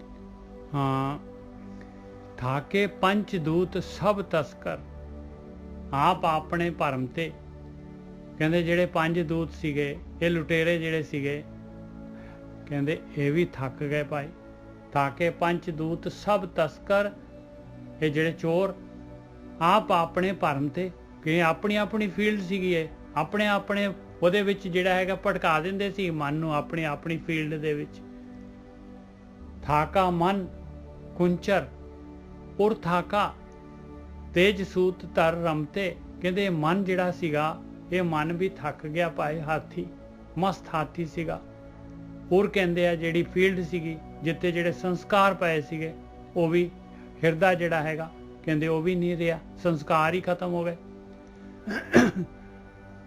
ਤੇਜ ਸੂਤ ਧਰ ਰਮਤੇ। ਕਹਿੰਦੇ ਉਹ ਜਿਹੜਾ ਸੂਤ ਸੀਗਾ, ਜਿਹਦੇ ਵਿੱਚ ਇਹ ਕਾਮ ਕ੍ਰੋਧ ਲੋਭ ਮੋਹ ਹੰਕਾਰ ਦੇ ਇਹ ਮੋਤੀ ਜਿਹੜੇ ਸੀ, ਮੇਰੇ ਮਨ ਨੂੰ ਘੁਮਾਈ ਫਿਰਦੇ ਸੀਗੇ, ਇਹ ਜਿਹੜੇ ਹੈਗੇ ਗਿਆਨ ਇੰਦਰੀਆਂ ਦੇ ਥਰੂ, ਕਹਿੰਦੇ ਉਹ ਵੀ ਪਾਏ, ਉਹਨਾਂ ਦਾ ਉਹਦਾ ਵੀ ਤੇਜ ਚਲਾ ਗਿਆ। ਹਾਂਜੀ ਗੋਰਖੀ ਸਾਹਿਬ। ਹਾਂਜੀ ਠੀਕ ਹੈ ਸੰਗਤ ਜੀ। ਇੱਥੇ ਫੇਰ ਉਹ ਕਹਿ ਰਹੇ ਨੇ, ਉਹ ਕਹਿੰਦੇ ਥੱਕ ਗਏ ਨੇ। ਪਹਿਲਾਂ ਬਹੁਤ ਐਕਟਿਵ ਸੀ, ਹੁਣ ਤੁਸੀਂ ਦੇਖੋ ਜਦੋਂ ਦੋ ਭਲਵਾਨ ਘੁਲਦੇ ਹੁੰਦੇ ਨਾ, ਘੁਲੀ ਜਾਣ ਘੁਲੀ ਜਾਣ ਘੁਲੀ ਜਾਣ ਘੁਲੀ ਜਾਣ ਘੁਲੀ ਜਾਣ, ਥੱਕ ਜਾਂਦੇ, ਫਿਰ ਉਹਨਾਂ 'ਚ ਜਾਨ ਨਹੀਂ ਹੁੰਦੀ ਨਾ। ਛੋਟਾ ਜਿਹਾ ਬੱਚਾ ਵੀ ਇਹਨਾਂ ਨੂੰ ਹਰਾ ਸਕਦਾ, ਕਿਉਂਕਿ ਅੰਦਰ ਜਾਨ ਹੀ ਨਹੀਂ ਹੈਗੀ, ਥੱਕ ਗਿਆ ਬੰਦਾ। ਇੱਕ ਤੇ ਸ਼ਕਤੀ ਮੇਰੇ 'ਚ, ਹੁਣ ਤੁਸੀਂ ਮੇਰੇ ਨਾਲ ਘੁਲੋਗੇ ਤੇ ਮੈਂ ਹੋ ਸਕਦਾ ਤੁਹਾਨੂੰ ਥੋੜਾ ਬਹੁਤਾ ਜ਼ੋਰ ਦਿਖਾ ਸਕਦਾ, ਪਰ ਜਦੋਂ ਮੈਂ ਕੰਮ ਕੀਤਾ ਕਰ ਕਰਕੇ ਮੈਂ ਥੱਕ ਗਿਆ। ਹੁਣ ਮੇਰੇ 'ਚ ਜਾਨ ਨਹੀਂ ਹੈਗੀ। ਇਹ ਨਹੀਂ ਕਿ ਮੈਂ ਭੱਜ ਗਿਆ ਵਾਂ ਕਿਤੇ, ਉੱਥੇ ਹੀ ਆ ਹੈ ਮੈਂ, ਸਾਰਾ ਕੁਛ ਮੇਰਾ ਉਸੇ ਤਰ੍ਹਾਂ ਹੀ ਆ, ਪਰ ਅੰਦਰੋਂ ਸ਼ਕਤੀ ਨਹੀਂ ਹੈਗੀ, ਥੱਕ ਗਿਆ ਮੈਂ। ਉਹ ਕਹਿੰਦੇ ਕਿ ਜਿਹੜੇ ਔਗਣ ਆ, ਕਾਮ ਕ੍ਰੋਧ ਲੋਭ ਮੋਹ ਹੰਕਾਰ ਰੂਪੀ ਜਿਹੜੇ 5 ਘੋੜੇ ਤੇਰੇ ਮਨ ਰੂਪੀ ਰੱਥ ਦੇ ਅੱਗੇ ਜੋਏ ਆ, ਤੇ ਉਹ ਸਰੀਰ ਦੇ ਉੱਤੇ ਜੋਏ ਆ, ਤੇ ਸਰੀਰ ਦਾ ਮਾਲਕ ਜਿਹੜਾ ਉੱਤੇ ਬੈਠਾ ਮਨ, ਜਿਹੜਾ ਰੱਥ ਨੂੰ ਚਲਾਉਂਦਾ ਹੈ, ਉਹ ਕਹਿੰਦੇ ਥੱਕ ਗਏ ਹੁਣ। ਕਾਮ ਦਾ ਘੋੜਾ ਖਿੱਚੀ ਜਾਂਦਾ ਸੀ, ਕਿਤੇ ਕ੍ਰੋਧ ਦਾ, ਕਿਤੇ ਲੋਭ ਦਾ, ਕਿਤੇ ਮੋਹ ਦਾ, ਕਿਤੇ ਹੰਕਾਰ ਦਾ, ਪਰ ਕਹਿੰਦੀ ਹੁਣ ਜੋ ਘੋੜੇ ਥੱਕ ਕੇ ਬਹਿ ਗਏ ਨੇ, ਉਹ ਹੁਣ ਜਦੋਂ ਜਾਨਵਰ ਥੱਕ ਜਾਂਦਾ ਫਿਰ ਵੀ ਟਾਂਗੇ ਨੂੰ ਖਿੱਚਦਾ, ਉਹ ਕਹਿੰਦੇ ਭਰਾ ਆਪ ਥੱਕੇ ਪਏ ਆ, ਹੁਣ ਟਾਂਗਾ ਕਿੱਥੋਂ ਖਿੱਚੀਏ। ਇਸੇ ਤਰ੍ਹਾਂ ਕਹਿੰਦੇ ਔਗਣ ਤੇਰੇ ਅੰਦਰ ਰਹਿਣਗੇ ਪਰ ਥੱਕ ਜਾਣਗੇ, ਹੁਣ ਇਹਨਾਂ 'ਚ ਸ਼ਕਤੀ ਨਹੀਂ ਹੋਈ ਹੈਗੀ। ਹਾਂਜੀ ਨਹੀਂ ਦੱਸਦਾ ਮਿਰਤਕ ਪਾਏ ਸਾਧ ਸੰਗਤ ਜੀ। ਕਬੀਰ ਜੀ ਵੇਖੋ ਕਿੰਨੀ ਵੱਡੀ ਗੱਲ ਫੇਰ ਕਰ ਗਏ ਆ, ਉਹ ਇਹ ਨੀ ਕਿਤੇ ਮਰ ਗਏ ਆ। ਦੇਖਿਆ ਪੁਆਇੰਟ आपने नोटिस की थी, कितनी करेंगे गल्लां कीतियां ने, आम बंदे ਨੂੰ ਪਤਾ ਹੀ ਕੁਝ ਨਹੀਂ ਕੀ ਕਹਿ ਗਏ, ਫਿਰ ਥੱਕ ਗਏ ਨੇ, ਮਰੇ ਨਹੀਂ। ਹਾਂ ਕਹਿੰਦੇ ਕਾਮ ਕ੍ਰੋਧ ਲੋਭ ਮੋਹ ਹੰਕਾਰ ਨੂੰ ਮਾਰ ਦੋ। ਉਹ ਕਹਿੰਦੇ ਮਾਰ ਜੀ, ਟ੍ਰਾਂਸਫਾਰਮ ਨਹੀਂ ਕਹਿੰਦੇ ਇਹਨੂੰ, ਹਨਾ, ਟ੍ਰਾਂਸਫਾਰਮੇਸ਼ਨ ਹੋਈ। ਨਹੀਂ ਟ੍ਰਾਂਸਫਾਰਮੇਸ਼ਨ ਨਹੀਂ ਹੁੰਦੀ, ਉਹ ਬਸ ਉਹਨਾਂ ਦੀ ਜਿਹੜੀ ਉਹਨਾਂ ਨੂੰ ਜਿਹੜਾ ਪੁਸ਼ ਕਰਨ ਵਾਲਾ ਤੱਤ ਹੁੰਦਾ ਨਾ, ਉਹ ਤੱਤ ਹੀ ਪਿੱਛੇ ਚੱਲ ਜਾਂਦਾ। ਇਹ ਧਰਤੀ ਹੈ, ਆਕਾਸ਼ ਹੈ, ਪਵਨ ਹੈ, ਅਗਨ ਹੈ, ਤੇ ਇਹ ਪਾਣੀ ਆ, ਇਹ ਇਹੋ ਤੇ ਉਹਨਾਂ ਨੂੰ ਪੁਸ਼ ਕਰ ਰਹੇ ਨੇ। ਉਹ ਜਦੋਂ ਫਿਰ ਮਗਰੋਂ ਹੁਣ ਦੇਖੋ ਆਪਾਂ ਕੋਈ ਵੀ ਕੰਮ ਕਰਦੇ ਆ, ਅਸਕਾ ਸਾਡੇ ਅੰਦਰ ਪੁਸ਼ ਹੁੰਦਾ ਤੇ ਤਾਂ ਹੀ ਤੇ ਕੰਮ ਕਰਦੇ ਆ, ਤੇ ਜਦੋਂ ਪੁਸ਼ ਹੀ ਨਹੀਂ ਹੈਗਾ ਤਾਂ ਆਪਾਂ ਕੰਮ ਕਰਦੇ ਨਹੀਂ। ਉਸੇ ਤਰ੍ਹਾਂ ਚੀਜ਼ ਪਈ ਰਹਿੰਦੀ ਆ ਅੰਦਰ। ਸਾਨੂੰ ਮੋਟੀਵੇਟ ਕਰਨ ਵਾਸਤੇ ਵੀ ਤੇ ਕੋਈ ਸ਼ਕਤੀ ਅੰਦਰ ਹੋਣੀ ਚਾਹੀਦੀ ਹੈ ਨਾ। ਉਹ ਵਿਚਾਰ ਹੁੰਦੇ ਆ ਗੁਰਕੀ ਸਾਹਿਬ, ਵਿਚਾਰ ਕਹੋ ਜੀ, ਮੇਨ ਚੀਜ਼ ਵਿਚਾਰ ਹੈਗੇ ਆ ਬਸ। ਹਾਂ ਪਰ ਨਿੱਜਰ ਸਾਹਿਬ, ਵਿਚਾਰਾਂ ਨੂੰ ਪੈਦਾ ਕਰਨ ਦੇ ਲਈ ਵੀ ਤੇ ਕੋਈ ਨਾ ਕੋਈ ਤੱਤ ਹੁੰਦਾ ਨਾ ਸਾਡੇ ਅੰਦਰ, ਸੰਸਕਾਰ ਤੇ ਹੁੰਦਾ ਹੀ ਹੈ ਨਾ। ਜਿੱਦਾਂ ਆਪਾਂ ਕੋਈ ਕਮਾਂਡ ਦਿੰਦੇ ਆ, ਆਪਾਂ ਟੀਵੀ ਨੂੰ ਚਾਲੂ ਕਰਨਾ ਜਾਂ ਫ੍ਰਿਜ ਚਾਲੂ ਕਰਨੀ ਜਾਂ ਏਸੀ ਚਾਲੂ ਕਰਨਾ, ਹੈ ਤੇ ਚਿੰਤਨ ਉਹ ਅੰਦਰੋਂ ਤਰੰਗ ਪੈਦਾ ਕਰਦਾ ਹੈ, ਜਿਹੜਾ ਚਿੱਤ ਦੇ ਅੰਦਰ ਕੁਝ ਤੇ ਮੱਧ ਹੈਗਾ ਨਾ, ਸੰਸਕਾਰ ਹੁੰਦੇ ਆ, ਉਹੀ ਵਿਚਾਰਾਂ ਨੂੰ ਪੈਦਾ ਕਰਦੇ ਆ। ਉਹ ਵਿਚਾਰ ਜਦੋਂ ਪੈਦਾ ਹੁੰਦੇ ਆ ਤੇ ਫਿਰ ਮਨ ਉਹਨਾਂ ਨੂੰ ਵਹਿੰਦਾ, ਤੇ ਮਨ ਫਿਰ ਜੇ ਤੇ ਉਹਨੂੰ ਬੁੱਧੀ ਪਹਿਲਾਂ ਫੜ ਲੈਂਦੀ ਆ, ਤੇ ਬੁੱਧੀ ਕਹਿੰਦੀ ਆ ਕਿ ਹਾਂ ਨਾ, ਜਾਂ ਹੁਣੇ ਚਰਨਜੀਤ ਨੇ ਗਾਲ ਕੱਢੀ ਆ, ਇਹਨੂੰ ਹੁਣੇ ਜਵਾਬ ਦੇ। ਇੱਕ ਦੀਆਂ 2 ਗਾਲਾਂ ਸੁਣਾਏ ਤਾਂ ਮਜ਼ਾ ਆਉਂਦਾ। ਜਿਤਨਾ ਹੀ ਅਗਲਾ 5 ਗਾਲਾਂ ਕੱਢੇ, ਤੂੰ 10 ਗਾਲਾਂ ਕੱਢ। ਤੇ ਵਿਵੇਕ ਕਹਿੰਦਾ ਨਹੀਂ, ਮੈਂ ਇੱਕੋ ਗਾਲਾਂ ਕੱਢਾਂ। ਹੋ ਸਕਦਾ ਕਿ ਚਰਨਜੀਤ ਨੇ ਕੀਤਾ ਕਿਤੇ ਤਵੇ ਤੇ ਨਾ ਪੈਰ ਰੱਖਿਆ ਹੋਵੇ, ਇਹਦਾ ਪੈਰ ਸੜਿਆ ਹੋਵੇ, ਤੇ ਐਵੇਂ ਲੋਕਾਂ ਨੂੰ ਗਾਲਾਂ ਕੱਢੀ ਜਾਂਦਾ, ਕਰੋਧ ਆਪਣਾ ਦੂਜਿਆਂ ਤੇ ਫਰਸਟ੍ਰੇਸ਼ਨ ਕੱਢੀ ਜਾਂਦੇ ਆ। ਕਿਤੇ ਦੀ ਕੀ ਮਜਬੂਰੀ ਆ? ਔਰ ਮੈਂ ਕਿਉਂ ਆਪਣੇ ਸ਼ਾਂਤ ਘਰ ਚ ਮੈਂ ਆਪਣੀ ਅੱਗ ਲਾਵਾਂ? ਇਹਨੇ ਆਪ ਅੱਗ ਲਾਈ ਆ, ਇਹਦਾ ਤਵਾ ਗਰਮ ਹੈ ਤੇ ਇਹ ਆਪਣੇ ਹੱਥ ਸਾੜ ਜਾ, ਮੇਰਾ ਕੀ ਜਾਣਦੇ ਆ। ਕਹਿੰਦੇ ਕਹਾਵਤ ਹੈਗੀ ਨਾ, ਹਾਂਡੀ ਉਬਲੇ ਕਿ ਆਪਣੇ ਕੰਢੇ ਸਾੜੇ। ਬਿਲਕੁਲ। ਪਰ ਆਪਾਂ ਏਦਾਂ ਨਹੀਂ ਕਰਦੇ, ਆਪਾਂ ਕਹਿੰਦੇ ਤੇਰੀ ਹਾਂਡੀ ਉਬਲੀ ਹੈ ਨਾ ਤੇ ਮੈਂ ਵੀ ਉਬਾਲੂੰਗਾ ਬਰਾਬਰ ਦੀ। ਪਿਓ ਦਾ ਪੁੱਤਾ ਤੇਰੀ ਥੋੜੀ ਉਬਲਦੀ ਹੈ ਨਾ, ਮੈਂ ਵੱਧ ਉਬਾਲੂੰਗਾ। ਪਰ ਇਹ ਕੋਈ ਤਰੀਕਾ ਤਾਂ ਨਹੀਂ ਹੈਗਾ ਨਿਜਰ ਸਾਹਿਬ। ਨਹੀਂ, ਕਈ ਹੁੰਦੇ ਆ ਗੁਰਕੀ ਸਾਹਿਬ, ਇੱਕ ਹੋਰ ਪ੍ਰੋਬਲਮ ਆ ਜਾਂਦੀ ਹੈ ਨਾ, ਉਹਨਾਂ ਦੀ ਹਾਂਡੀ ਉਬਲਦੀ ਆ ਤੇ ਛਿੱਟੇ ਦੂਜਿਆਂ ਤੇ ਪੈਂਦੇ ਆ। ਹਾਂ, ਪਰ ਨਿਜਰ ਸਾਹਿਬ ਉਹ ਚੀਜ਼ ਤੇ ਹੈਗੀ ਆ। ਹੁਣ ਦੇਖੋ, ਆਪਾਂ ਬਦਬੂ ਦੇ ਲਾਗੇ ਜਾਈਏ, ਖੁਸ਼ਬੂ ਦੇ ਲਾਗੇ ਜਾਈਏ, ਉਹਨੇ ਪ੍ਰਭਾਵਿਤ ਤੇ ਕਰਨਾ ਹੀ ਕਰਨਾ। ਹੁਣ ਤੁਹਾਡੇ ਘਰਾਂ 'ਚ ਵੇਖੋ ਕਿੰਨੀਆਂ ਹਾਂਡੀਆਂ ਹੋਣੀਆਂ, ਇੱਕ ਦੋ ਹਾਂਡੀ ਤਾਂ ਹੁੰਦੀ ਯਾਰ ਘਰ 'ਚ। ਬਿਲਕੁਲ। ਪਰ ਮੈਂ ਤੇ ਕਹਿੰਦਾ ਉਹਦਾ ਫਾਇਦਾ ਉਠਾਓ ਜੇ ਸਾਧਕ ਜੇ। ਜੇ ਤੁਸੀਂ ਸਾਧਕ ਜੋ ਨਾ, ਐਸੀ ਹਾਂਡੀ ਤੁਹਾਡੇ ਘਰ ਹੋਣੀ ਚਾਹੀਦੀ ਹੈ। ਬਹੁਤ ਵਧੀਆ। ਅਗਲਾ ਐਸੀ ਗੱਲ ਕਰੇ ਤੁਹਾਡੀਆਂ ਧਾਈਆਂ ਕੱਢ ਦੇ ਤੇ ਲਓ ਉਹਦੇ ਨਾਲ ਥੱਲੇ ਤੋਂ ਉੱਪਰ ਤੱਕ। ਹਾਂ, ਥੱਲੇ ਤੋਂ ਉੱਪਰ ਤੱਕ ਜਿਹੜਾ ਹੈਗਾ ਫਿਰ ਜੇ ਫਿਰ ਪਤਾ ਲੱਗੇ ਕਿ ਤੁਸੀਂ ਬ੍ਰਹਮ ਗਿਆਨੀ ਬਣੇ ਕਿ ਨਹੀਂ ਬਣੇ। ਉਹ ਜੰਗਲਾਂ 'ਚ ਤਾਈਓ ਤੇ ਕਹਿੰਦੇ ਨੇ, ਗੁਰੂ ਜੀ ਕਹਿੰਦੇ ਜੰਗਲ 'ਚ ਕੀ ਕਰ ਚੱਲੇ ਆ? ਹਾਂਡੀ ਤੇ ਤੇਰੀ ਘਰੇ ਪਈ ਆ, ਲਾਗੇ ਰਹਿੰਦੀ ਆ, ਨਾਲ ਉਹਦੇ ਨਾਲ ਪੰਗਾ ਲੈ, ਦੇਖ ਨਜ਼ਾਰਾ। ਬਿਲਕੁਲ ਠੀਕ। ਅਗਲੇ ਤੇਰੀ ਜਿਹੜੀ ਹੁਣ ਵੇਖੋ ਲੱਕੜ 'ਚ ਅਗਨ ਹੁੰਦੀ ਆ, ਪਤਾ ਉਹ ਪ੍ਰਗਟ ਕਰਦੀ ਅਗਨ। ਹਿਸਾਬ ਆ ਤੇਰੀ ਹਾਂਡੀ 'ਚ ਵੇਖਿਆ, ਜਦੋਂ ਅਗਲੇ ਨੇ ਦਾਲ ਪਾਈ ਨਾ ਫਿਰ ਪਤਾ ਲੱਗੂਗਾ। ਜਦੋਂ ਮਾੜਾ ਜਿਹਾ ਸੇਕ ਦਿੱਤਾ ਨਾ, ਫਿਰ ਪਿਓ ਦਾ ਪੁੱਤਾ, ਫਿਰ ਦੱਸੀ ਤੇਰੇ ਅੰਦਰ ਵਾਲਾ ਨਾ ਆਵੇ। ਪਰ ਇਹ ਗੱਲ ਹੈਗੀ ਆ, ਜਿੱਦਾਂ ਕੁਝ ਮੈਟਲ ਹੈਗੇ ਆ ਬੜੇ, ਹੁਣ ਲੋਹਾ ਛੇਤੀ ਗਰਮ ਹੋ ਜਾਂਦਾ, ਕੱਚ ਵੇਖੋ ਕਿੰਨਾ ਟੈਂਪਰੇਚਰ ਲੈਂਦਾ। ਇਸੇ ਤਰ੍ਹਾਂ ਤਾਂਬਾ, ਪਿੱਤਲ, ਉਹਨਾਂ ਦਾ ਹੀਟਿੰਗ ਟੈਂਪਰੇਚਰ ਬੜੇ ਹੁੰਦੇ ਆ। ਹੋਰ ਬੜੇ ਮੈਟਲ ਹੋਣਗੇ ਆਪਾਂ ਨੂੰ ਨਹੀਂ ਪਤਾ, ਪਰ ਉਹਨਾਂ ਹੈ ਜੋ ਵੀ ਮੈਟਲ ਹੀ ਆ। ਪਰ ਅੰਦਰ ਹੀਟ ਨੂੰ ਬਰਦਾਸ਼ਤ ਕਰਨ ਦੀ ਸ਼ਕਤੀ ਬੜੀ ਹੋਈ। ਛੇਤੀ ਕਿੱਦਾਂ ਉਹ ਗਰਮ ਨਹੀਂ ਹੁੰਦੇ, ਨਾ ਲਾਲ ਹੁੰਦੇ ਉਹ।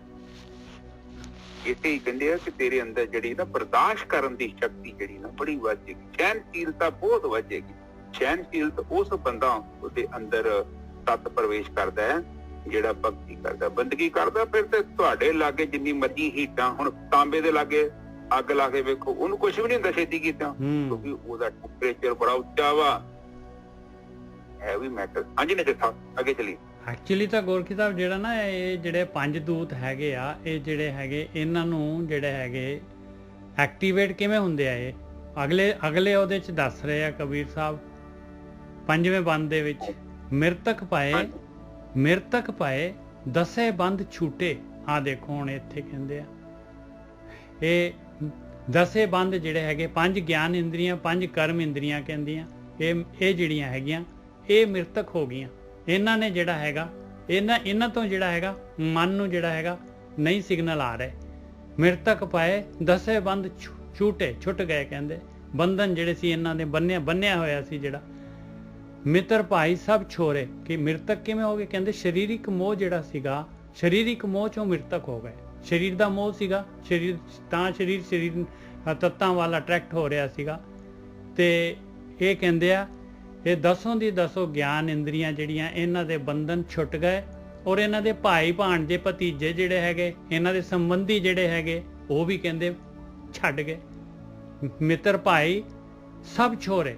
ਇਹਨਾਂ ਨੇ ਆਪਣੇ ਮਿੱਤਰ ਕਿਹੜੇ ਮਿੱਤਰ ਹੁੰਦੇ ਆ? ਹੁਣ ਇਹਨਾਂ ਦੇ ਮਿੱਤਰ ਹੈਗੇ ਆਸਾ, ਮਨਸਾ, ਤ੍ਰਿਸ਼ਨਾ, ਇਹ ਜਿਹੜੀ ਹੈਗੀ ਆ ਦੂਸਰੇ ਦੀ ਜਿਹੜੀ ਆਪਾਂ ਜਿਹੜੀ ਹੈਗੀ ਉਹਦੇ ਤੇ ਸੜਦੇ ਆ ਕਿਸੇ ਦਾ ਦੇਖ ਕੇ, ਬਈ ਫਲਾਣੇ ਨੇ ਆਹ ਲੈ ਲਿਆ, ਉਹ ਚੀਜ਼ ਜਿਹੜੀ ਹੈਗੀ, ਉਹ ਸਾਰੇ ਦੇ ਸਾਰੇ ਆਪਣੇ ਜਿਹੜੇ ਹੈਗੇ ਇਹਨਾਂ ਦੇ ਮਿੱਤਰ ਭਾਈ ਹੈ, ਇਹਨਾਂ ਦੇ ਗਿਆਨ ਇੰਦਰੀਆਂ ਦੇ, ਕਰਮ ਇੰਦਰੀਆਂ ਦੇ।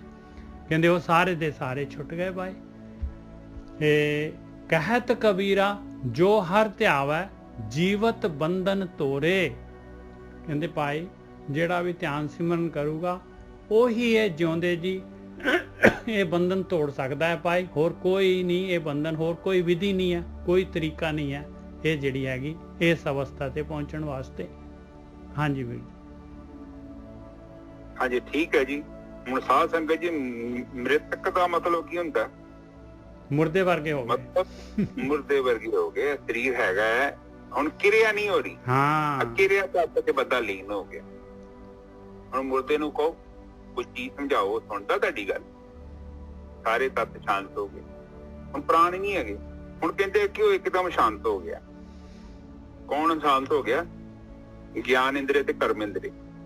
ਹਾਂਜੀ ਨੇ ਜੀ ਸਰ, ਅਗਲੀ ਤੋਂ ਬੋਲੋ।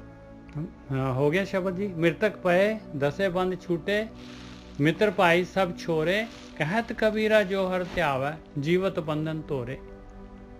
ਹਾਂ ਠੀਕ ਹੈ। ਹੁਣ ਉਹ ਕਹਿੰਦੇ ਆ ਕਿ ਇੱਥੇ ਹੁਣ ਜਿਹੜੇ ਟੂਟੇ ਮਿਰਤ ਪਏ ਸਭ ਛੋਰੇ ਦੱਸੇ। ਹਾਂ ਮਿੱਤਰ ਭਾਈ ਸਭ ਛੋਰੇ। ਇਹਨਾਂ ਦੇ ਮਿੱਤਰ ਜਿਹੜੇ ਹੈਗੇ, ਇਹ ਜਿਹੜੀ ਆਸਾ ਮਨਸਾ ਤ੍ਰਿਸ਼ਨਾ ਜਿਹੜੀ ਹੈਗੀ ਆ, ਇਹ ਜਿਹੜਾ ਹੈਗੇ ਦੂਸਰੇ ਦਾ ਜਿਹੜਾ ਹੈਗਾ ਆਪਾਂ ਜਿਹੜੇ ਸੜਦੇ ਆ, ਈਰਖਾ ਦੁਆਇਤ, ਇਹ ਸਾਰੀ ਜਿਹੜੀ ਹੈਗੀ ਇਹਨਾਂ ਦੇ ਮਿੱਤਰ ਹੈਗੇ, ਸਾਰੇ ਟੁੱਟ ਗਏ ਸਾਡੇ ਦੇ ਸਾਰੇ। ਹਾਂ ਹੁਣ ਸਾਧ ਸੰਗਤ ਜੀ, ਈਰਖਾ ਦੀ ਗੱਲ ਪਤਾ ਕੀ ਹੈ ਕਿ ਕਾਫੀ ਮਾੜਾ ਉਗਣ ਹੈ। ਇਹਦਾ ਮਤਲਬ ਇਹ ਹੁੰਦਾ ਕਿ ਈਰਖਾ ਨੂੰ ਕਹਿਣ ਤੋਂ ਭਾਵ ਹੋਰ ਸਰਲ ਕਰ ਦਿੰਦੇ ਆਪਾਂ, ਦੂਸਰੇ ਮਨੁੱਖ ਦੇ ਕਿਸੇ ਪਦਾਰਥ ਨੂੰ ਪ੍ਰਾਪਤ ਕਰਨ ਤੇ ਜਾਂ ਉਹਦੀ ਖੁਸ਼ੀ ਨੂੰ ਨਾ ਆਪਾਂ ਹਜਮ ਕਰ ਪਾਈਏ, ਉਸ ਨੂੰ ਆਪਾਂ ਈਰਖਾ ਕਹਿੰਦੇ ਆ। ਜਿੱਦਾਂ ਕਿਸੇ ਦੀ ਖੁਸ਼ੀ ਸਾਡੇ ਤੋਂ ਬਰਦਾਸ਼ਤ ਨਹੀਂ ਹੋਈ, ਇਹਨੂੰ ਈਰਖਾ ਕਹਿੰਦੇ। ਕਾਫੀ ਵੱਡਾ ਉਗਣ। ਔਰ ਇਸ ਪਿੱਛੇ ਇੱਕ ਈਰਖਾ ਉਗਣ ਮਾੜਾ ਮੋਟਾ ਨਹੀਂ ਜੇ, ਬਹੁਤ ਦੁਨੀਆ ਤੋਂ ਪਰੇਸ਼ਾਨ। ਬੰਦਾ ਇਸ ਕਰਕੇ ਦੁਖੀ ਨਹੀਂ ਆ ਕਿ ਮੇਰੇ ਕੋਲ ਕਿਹੜੀ ਚੀਜ਼ ਨਹੀਂ ਹੈਗੀ, ਬੰਦਾ ਇਸ ਕਰਕੇ ਦੁਖੀ ਹੁੰਦਾ ਹੈ ਕਿ ਦੂਸਰੇ ਕੋਲ ਇਹ ਚੀਜ਼ ਕਿਉਂ ਹੈ। ਆਪ ਜਸਟ ਸੋਚੋ, ਤੁਹਾਡੇ ਕੋਲ ਕੋਈ ਚੀਜ਼ ਨਹੀਂ ਹੈਗੀ, ਕੋਈ ਪ੍ਰੋਬਲਮ ਨਹੀਂ ਹੈ, ਪਰ ਤੁਹਾਡੇ ਪਿੰਡ 'ਚ ਕਿਸੇ ਨੇ ਉਹ ਚੀਜ਼ ਲੈ ਆਂਦੀ ਹੈ ਨਾ, ਤੇ ਤੁਹਾਡੇ ਲਈ ਕਾਫੀ ਵੱਡੀ ਪ੍ਰੋਬਲਮ। ਇਸ ਕਰਕੇ ਇਸ ਔਗਣ ਤੋਂ ਮੁਕਤੀ ਲੈਣੀ ਬਹੁਤ ਜ਼ਰੂਰੀ ਹੈ। ਔਰ ਬੰਦਗੀ ਇੱਕ ਐਸੀ ਸ਼ਕਤੀ ਹੈ ਸਾਨੂੰ ਇਸ ਔਗਣ ਤੋਂ ਮੁਕਤ ਕਰ ਦੇ। ਬਾਣੀ ਕਹਿੰਦੀ ਆ ਕਿ ਦੂਸਰੇ ਦੇ ਔਗਣ ਵੇਖ ਕੇ ਵੀ ਤੂੰ ਉਹਨਾਂ ਨੂੰ ਨਾ, ਉਹਨਾਂ ਦੀ ਨਿੰਦਿਆ ਨਾ ਕਰ, ਨਾ ਗੱਲ ਕਰ ਉਹਦੀ। ਇਹ ਨਾ ਹੋਵੇ ਕਿ ਉਹਦਾ ਔਗਣ ਤੇਰੇ ਚ ਆ ਜਾਏ। ਇਹ ਸੱਚ ਹੈਗਾ। ਸਾਧ ਸੰਗਤ ਕੋਸ਼ਿਸ਼ ਕਰਿਆ ਕਰੋ, ਸਾਨੂੰ ਆਪਾਂ ਕਿਸੇ ਦਾ ਕੂੜਾ ਫਰੋੜਨਾ ਕੋਈ ਫਾਇਦਾ ਥੋੜੀ ਹੈਗਾ, ਕੁਝ ਪ੍ਰਾਪਤੀ ਕੁਛ ਵੀ ਨਹੀਂ ਹੋਣੀ। ਆ ਮੈਨੂੰ ਦੱਸੋ, ਮੈਂ ਕਿਸੇ ਦੀ ਰੂੜੀ ਤੇ ਜਾ ਕੇ ਡੰਡੇ ਨਾਲ ਉੱਤੇ ਫਰੋੜੀ ਜਾਵਾਂ, ਕੁਛ ਹਾਸਲ ਹੋਣਾ ਨਿੱਜਰ ਸਾਹਿਬ? ਨਾ। ਆਪਣੇ ਕੱਪੜਿਆਂ ਦੇ ਉੱਤੇ ਜ਼ਰੂਰ ਜਿਹੜੀ ਆ ਜਾਣੀ ਹੈ ਰੂੜੀ, ਜਿਹੜੇ ਕੱਪੜਿਆਂ ਤੇ, ਨੱਕ ਤੇ, ਮੂੰਹ ਤੇ, ਸਾਰਾ ਅੱਖਾਂ ਤੇ, ਸਾਰੀ ਜਗ੍ਹਾ ਵੱਢ ਜੂਗੀ। ਹਾਂ ਇਹ ਬਿਲਕੁਲ ਸਹੀ ਕਿਹਾ ਸਾਧ ਸੰਗਤ ਜੀ ਨਿੱਜਰ ਸਾਹਿਬ ਨੇ ਕਿ ਜਦੋਂ ਤੂੰ ਗੋਹੇ ਦਾ ਸੰਗ ਕੀਤਾ ਨਾ, ਭਾਵੇਂ ਹੱਥ ਧੋਲੀ ਪਰ ਗੋਹੇ ਦੀ ਬਦਬੂ ਤੇਰੇ ਹੱਥਾਂ ਚੋਂ ਜਾਣੀ ਨਹੀਂ ਹੋ। ਬਿਲਕੁਲ। ਦੂਜੇ ਦੇ ਔਗਣਾਂ ਨੂੰ ਛੇੜਨਾ, ਗੋਹੇ ਤੇ ਹੱਥ ਵਾਲੀ ਗੱਲ ਹੀ, ਫਿਰ ਭਾਵੇਂ ਸੈਨੀਟਾਈਜ਼ਰ ਲਾ ਲਾ, ਜੋ ਮਰਜ਼ੀ ਕਰ ਲਈ, ਉਹ ਗੋਹੇ ਤੇਰੇ ਹੱਥਾਂ ਦੇ ਵਿੱਚ ਵੜ ਜਾਣਾ, ਕਿਉਂਕਿ ਉਹ ਚੰਗੀ ਚੀਜ਼ ਨਹੀਂ। ਇਸ ਕਰਕੇ ਦੂਜੇ ਦੇ ਔਗਣ ਸਮਝ ਲੈ ਕਿ ਗਾਂ ਦਾ, ਮੱਝ ਦਾ ਗੋਹਾ ਹੀ। ਬਿਲਕੁਲ ਸਹੀ। ਜਿੰਨਾ ਮਰਜ਼ੀ ਧੋਈ, ਮੁੜ ਕੇ ਉਹਦੀ ਬਦਬੂ ਨਹੀਂ ਤੇਰੇ ਹੱਥਾਂ ਚੋਂ ਜਾਣੀ। ਹੋਰ ਇੱਕ ਚੀਜ਼ ਹੈਗੀ ਗੋਰਖੀ ਸਾਹਿਬ ਕਿ ਆਪਣੇ ਇਹ ਜਣਾ ਨਾ, ਇਹ ਐਕਚੁਅਲੀ ਇਹਦੀ ਪ੍ਰੈਕਟਿਸ ਕਰਨੀ ਪੈਣੀ ਆ। ਧਿਆਨ ਸਿਮਰਨ ਰੋਜ਼ ਕਰਾਂਗੇ ਤੇ ਨਾਲ ਜਿਹੜਾ ਹੈਗਾ ਇਹਦੀ ਪ੍ਰੈਕਟਿਸ ਕਰਾਂਗੇ ਬਾਰ-ਬਾਰ, ਕਿਉਂਕਿ ਆਪਣੀ ਆਦਤ ਪਈ ਆ, ਸੰਸਕਾਰ ਬਣੇ ਹੋਏ ਆ। ਉਹ ਜਿਹੜੀ ਨੈਗੇਟਿਵਿਟੀ ਦੇ ਨਾਲ ਆਪਾਂ ਦੂਜੇ ਦੇ ਔਗਣ ਦੇਖਦੇ ਆ, ਉਹਨਾਂ ਨੇ ਬਾਰ-ਬਾਰ ਫਿਰ ਮਨ ਨੂੰ ਜਿਹੜਾ ਹੈਗਾ ਇੱਕਦਮ ਜਿਹੜਾ ਉਬਾਲਾ ਲਿਆਉਣਾ ਮਨ ਦੇ ਵਿੱਚ, ਫਿਰ ਆਪਾਂ ਡ੍ਰੌਪ ਕਰੀਏ ਉਸ ਚੀਜ਼ ਨੂੰ। ਤੇ ਆਪਾਂ ਪ੍ਰੈਕਟਿਸ ਕਰਾਂਗੇ ਤੇ ਇੱਕ ਦਿਨ ਜਿਹੜਾ ਹੈਗਾ ਇਹ ਆਪਣੇ ਕੰਟਰੋਲ 'ਚ ਆ ਜਾਂਦੇ। ਹਾਂਜੀ ਵੀ ਹਾਂ ਠੀਕ ਹੈ ਨਿੱਜਰ ਸਾਹਿਬ, ਉਹੀ ਚੀਜ਼ ਉਹ 5 ਲੱਗੇ ਹੋਏ ਨੇ ਲਾਈਨ ਦੇ ਵਿੱਚ। ਹਾਂ ਹੁਣ ਤੁਸੀਂ ਨਵਾਂ ਬੰਦਾ ਲਾਈਨ 'ਚ ਵੜਨਾ ਚਾਹੁੰਦੇ ਜੋ, ਇਹ ਰਿਕੁਐਸਟ ਕਰ ਸਕਦੇ ਜੋ। ਅੱਜ ਮੈਂ ਕੱਲ ਗਿਆ ਮੰਮੀ ਦੇ ਨਾਲ, ਤੇ ਉੱਥੇ ਉਹਨੂੰ ਡਾਕਟਰ ਬਹਿੰਦੇ ਪਏ ਸੀ, ਪੇਸ਼ੈਂਟ ਤੇ 3-4 ਪੇਸ਼ੈਂਟ ਖਲੋਤੇ ਸੀ, ਤੇ ਮੰਮੀ ਨੇ ਰਿਕੁਐਸਟ ਕੀਤੀ ਕਿ ਮੇਰਾ ਸੀਟ ਠੀਕ ਨਹੀਂ, ਤੇ ਮੈਂ ਪਹਿਲਾਂ ਲੈ ਲਾ। ਤੇ ਉਹ ਕਹਿੰਦੇ ਕੋਈ ਨਹੀਂ ਭੈਣ ਜੀ, ਲੈ ਲਓ ਦਵਾਈ। ਇੱਥੇ ਵੀ ਆਪਾਂ ਨੂੰ ਸਾਧ ਸੰਗਤ ਜੀ ਦੇਖਣਾ ਪਊਗਾ, ਕਿਉਂਕਿ ਲੈਣ ਦੇ ਵਿੱਚ ਜਿਹੜੇ ਪਹਿਲਾਂ ਲੱਗੇ ਆ ਨਾ ਕੰਮ, ਤੇ ਪਹਿਲਾਂ ਉਹਨਾਂ ਹੀ ਕਰਨਾ। ਤੇ ਚਾਹੁੰਦੇ ਜੋ ਉਹਦੇ ਚ ਵਿਵੇਕ ਬੁੱਧੀ ਰੂਪੀ ਇੱਕ ਨਵਾਂ ਬੰਦਾ ਵਿੱਚ ਵਾੜਨਾ, ਤੇ ਉਹਦੇ ਲਈ ਜ਼ੋਰ ਤੇ ਲਾਉਣਾ ਪੈਣਾ, ਕਿਉਂਕਿ ਉਹ ਪੰਜਾਂ ਨੂੰ ਮੁੱਕੀ ਮੱਕੀ ਫੇਰੂਗਾ ਤੇ ਫੇਰ ਹੀ ਲਾਈਨ ਚ ਤੋੜੂਗਾ, ਤੇ ਫੇਰ ਹੀ ਅੱਗੇ ਲੱਗੂਗਾ ਕਾਊਂਟਰ ਤੇ। ਕਿਉਂਕਿ ਜਿਹੜਾ ਕਾਊਂਟਰ ਤੇ ਬੈਠਾ ਹੈ ਨਾ, ਕੰਮ ਤੇ ਉਹਦਾ ਹੀ ਹੋਣਾ ਜੀ। ਬਿਲਕੁਲ ਸਹੀ ਗੱਲ ਹੈ, ਕਿਉਂਕਿ ਮਨ ਤਾਂ ਇੱਕ ਹੈਗਾ ਗੋਰਖੀ ਸਾਹਿਬ, ਇੱਕ ਮਨ ਨੇ ਐਟ ਏ ਟਾਈਮ ਇੱਕੋ ਹੀ ਐਕਸ਼ਨ ਕਰਨੀ ਹੈ। ਹਾਂ ਉਹਨੇ ਗੱਲ ਵੀ ਉਹਦੀ ਸੁਣਨੀ ਜੀ ਜਿਹੜਾ ਸਭ ਤੋਂ ਅੱਗੇ ਖਲੋਤਾ ਜੀ। ਕਿਉਂਕਿ ਦੂਜੇ ਨੂੰ ਤੇ ਹੁਣ ਤੁਸੀਂ ਦਫ਼ਤਰ ਚ ਬੇਸ਼ੱਕ ਤੁਸੀਂ ਸੱਚੇ ਜੀ, ਹੁਣ ਅਗਲੇ ਬੰਦੇ ਸਾਹਿਬ ਤੁਹਾਡੀ ਗੱਲ ਹੀ ਨਹੀਂ ਹੋਈ, ਤੁਹਾਡਾ ਤੇ ਮੈਸੇਜ ਨਹੀਂ ਅਗਲੇ ਕੋਲ ਪਹੁੰਚਿਆ, ਉਹਨੇ ਵਨ ਸਾਈਡ ਫੈਸਲਾ ਕਰ ਦੇਣਾ ਵਾ,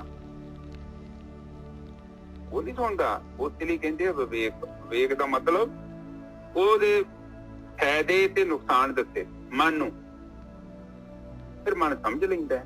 ਪਰ ਮਨ ਮਾਨਿਆ ਤੇ ਹਰ ਜਾਣਿਆ, ਸ਼ੁਰੂਆਤ ਮਨ ਨੇ ਹੀ ਕਰਨੀ ਹੈ। ਬਿਲਕੁਲ ਸਹੀ ਗੱਲ ਹੈ, ਬਿਲਕੁਲ ਸਹੀ ਗੱਲ ਹੈ। ਹਾਂ ਵਿਵੇਕ ਜੋ ਵੀ ਆ, ਮਨ ਵੀ ਨਸ਼ਟ ਹੋ ਜਾਊਗਾ, ਸਾਰਾ ਕੰਮ ਜੋ ਮਰਜ਼ੀ ਹੋਣਾ ਹੈ। ਸ਼ੁਰੂਆਤ ਜਿਹੜੀ ਸਕੈਫੋਲਡਿੰਗ ਨਹੀਂ ਵੇਖਿਆ ਤੁਸੀਂ, ਸਕੈਫੋਲਡਿੰਗ ਜਦੋਂ ਬਿਲਡਿੰਗ ਬਣਾਉਂਦੇ ਆ ਤੇ ਲੋਹਿਆਂ ਤੇ ਵਾਂਸਾਂ ਦੀ ਸਕੈਫੋਲਡਿੰਗ ਬਣਾਈ ਦੀ ਹੈ। ਬਿਲਡਿੰਗ ਉਹਦੇ ਨਾਲ ਹੀ ਬਣਨੀ ਆ, ਮਨ ਦੇ ਨਾਲ। ਔਰ ਇੱਕ ਟਾਈਮ ਆਉਣਾ ਹੈ, ਫਿਰ ਜਦੋਂ ਬਿਲਡਿੰਗ ਤਿਆਰ ਹੋ ਜਾਂਦੀ ਆ ਫਿਰ ਆਪਾਂ ਸਕੈਫੋਲਡਿੰਗ ਖੋਲ ਦਿੰਦੇ ਹਾਂ, ਖਤਮ ਕਹਾਣੀ। ਫਿਰ ਬਿਲਡਿੰਗ ਬਣ ਗਈ ਹੈ। ਇਸੇ ਤਰ੍ਹਾਂ ਜਦੋਂ ਅਵਸਥਾ ਪ੍ਰਾਪਤ ਹੋ ਗਈ, ਸ਼ੁਰੂਆਤ ਮਨ ਨਹੀਂ ਕਰਨੀ ਆ, ਫਿਰ ਲਾਸਟ ਤੇ ਮਨ ਤੋਂ ਆਪਾਂ ਅੱਗੇ ਚੱਲ ਜਾਣਾ, ਮਨ ਦੀ ਲੋੜ ਨਹੀਂ ਪੈਣੀ। ਹਾਂਜੀ ਸਾਧ ਸੰਗਤ ਜੀ, ਅੱਜ ਦੇ ਵਿਚਾਰੇ ਇੱਥੇ ਸਮਾਪਤ ਕਰੀਏ। ਕਹਿੰਦੇ ਕਹਿਤ ਕਬੀਰ ਜੋ ਹਰ ਧਿਆਵੇ ਜੀਵਤ ਬੰਧਨ ਤੋਰੇ।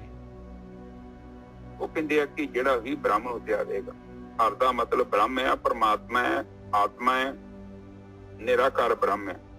ਤੇ ਜਿਹੜਾ ਬੰਦਾ ਵੀ ਉਹਨੂੰ ਧਿਆਉਂਦਾ, ਦੇਖ ਲਓ ਇੱਥੇ ਕਿ ਬੰਦੇ ਦਾ ਨਾਂ ਨਹੀਂ ਲਿਆ, ਜੋ ਕਿਤੇ ਦੇਵੀ ਦੇਵਤੇ ਦਾ ਨਾਂ ਲਿਆ। ਕਬੀਰ ਜੀ ਨੇ ਕਿਹਾ ਕਿ ਮੇਰੇ ਗੁਰੂ ਨੂੰ ਧਿਆਲੋ। ਬਿਲਕੁਲ ਨਹੀਂ ਕਿਹਾ ਜੀ। ਨਾਲੇ ਕਹਿ ਰਹੇ ਜੀਵਤ ਬੰਧਨ ਤੋਰੇ। ਕਹਿੰਦੇ ਜਦ ਤੱਕ ਤੇਰੇ ਸਵਾਸ ਹੈਗੇ ਆ, ਤੇਰੇ ਕੋਲ ਸਰੀਰ ਹੈਗਾ ਆ, ਤੇਰੇ ਕੋਲ ਮਨੁੱਖਾ ਦੇਹੀ ਹੈਗੀ ਆ, ਤਦ ਤੱਕ ਹੀ ਇਹ ਤੇਰੇ ਕਰਨ ਦਾ, ਇਹ ਕਾਰਵਾਈ ਕਰਨ ਦਾ, ਪੇਪਰ ਦਾ, ਇਹ ਪੇਪਰ ਦੇਣ ਦਾ ਟਾਈਮ ਹੈਗਾ ਭਾਈ।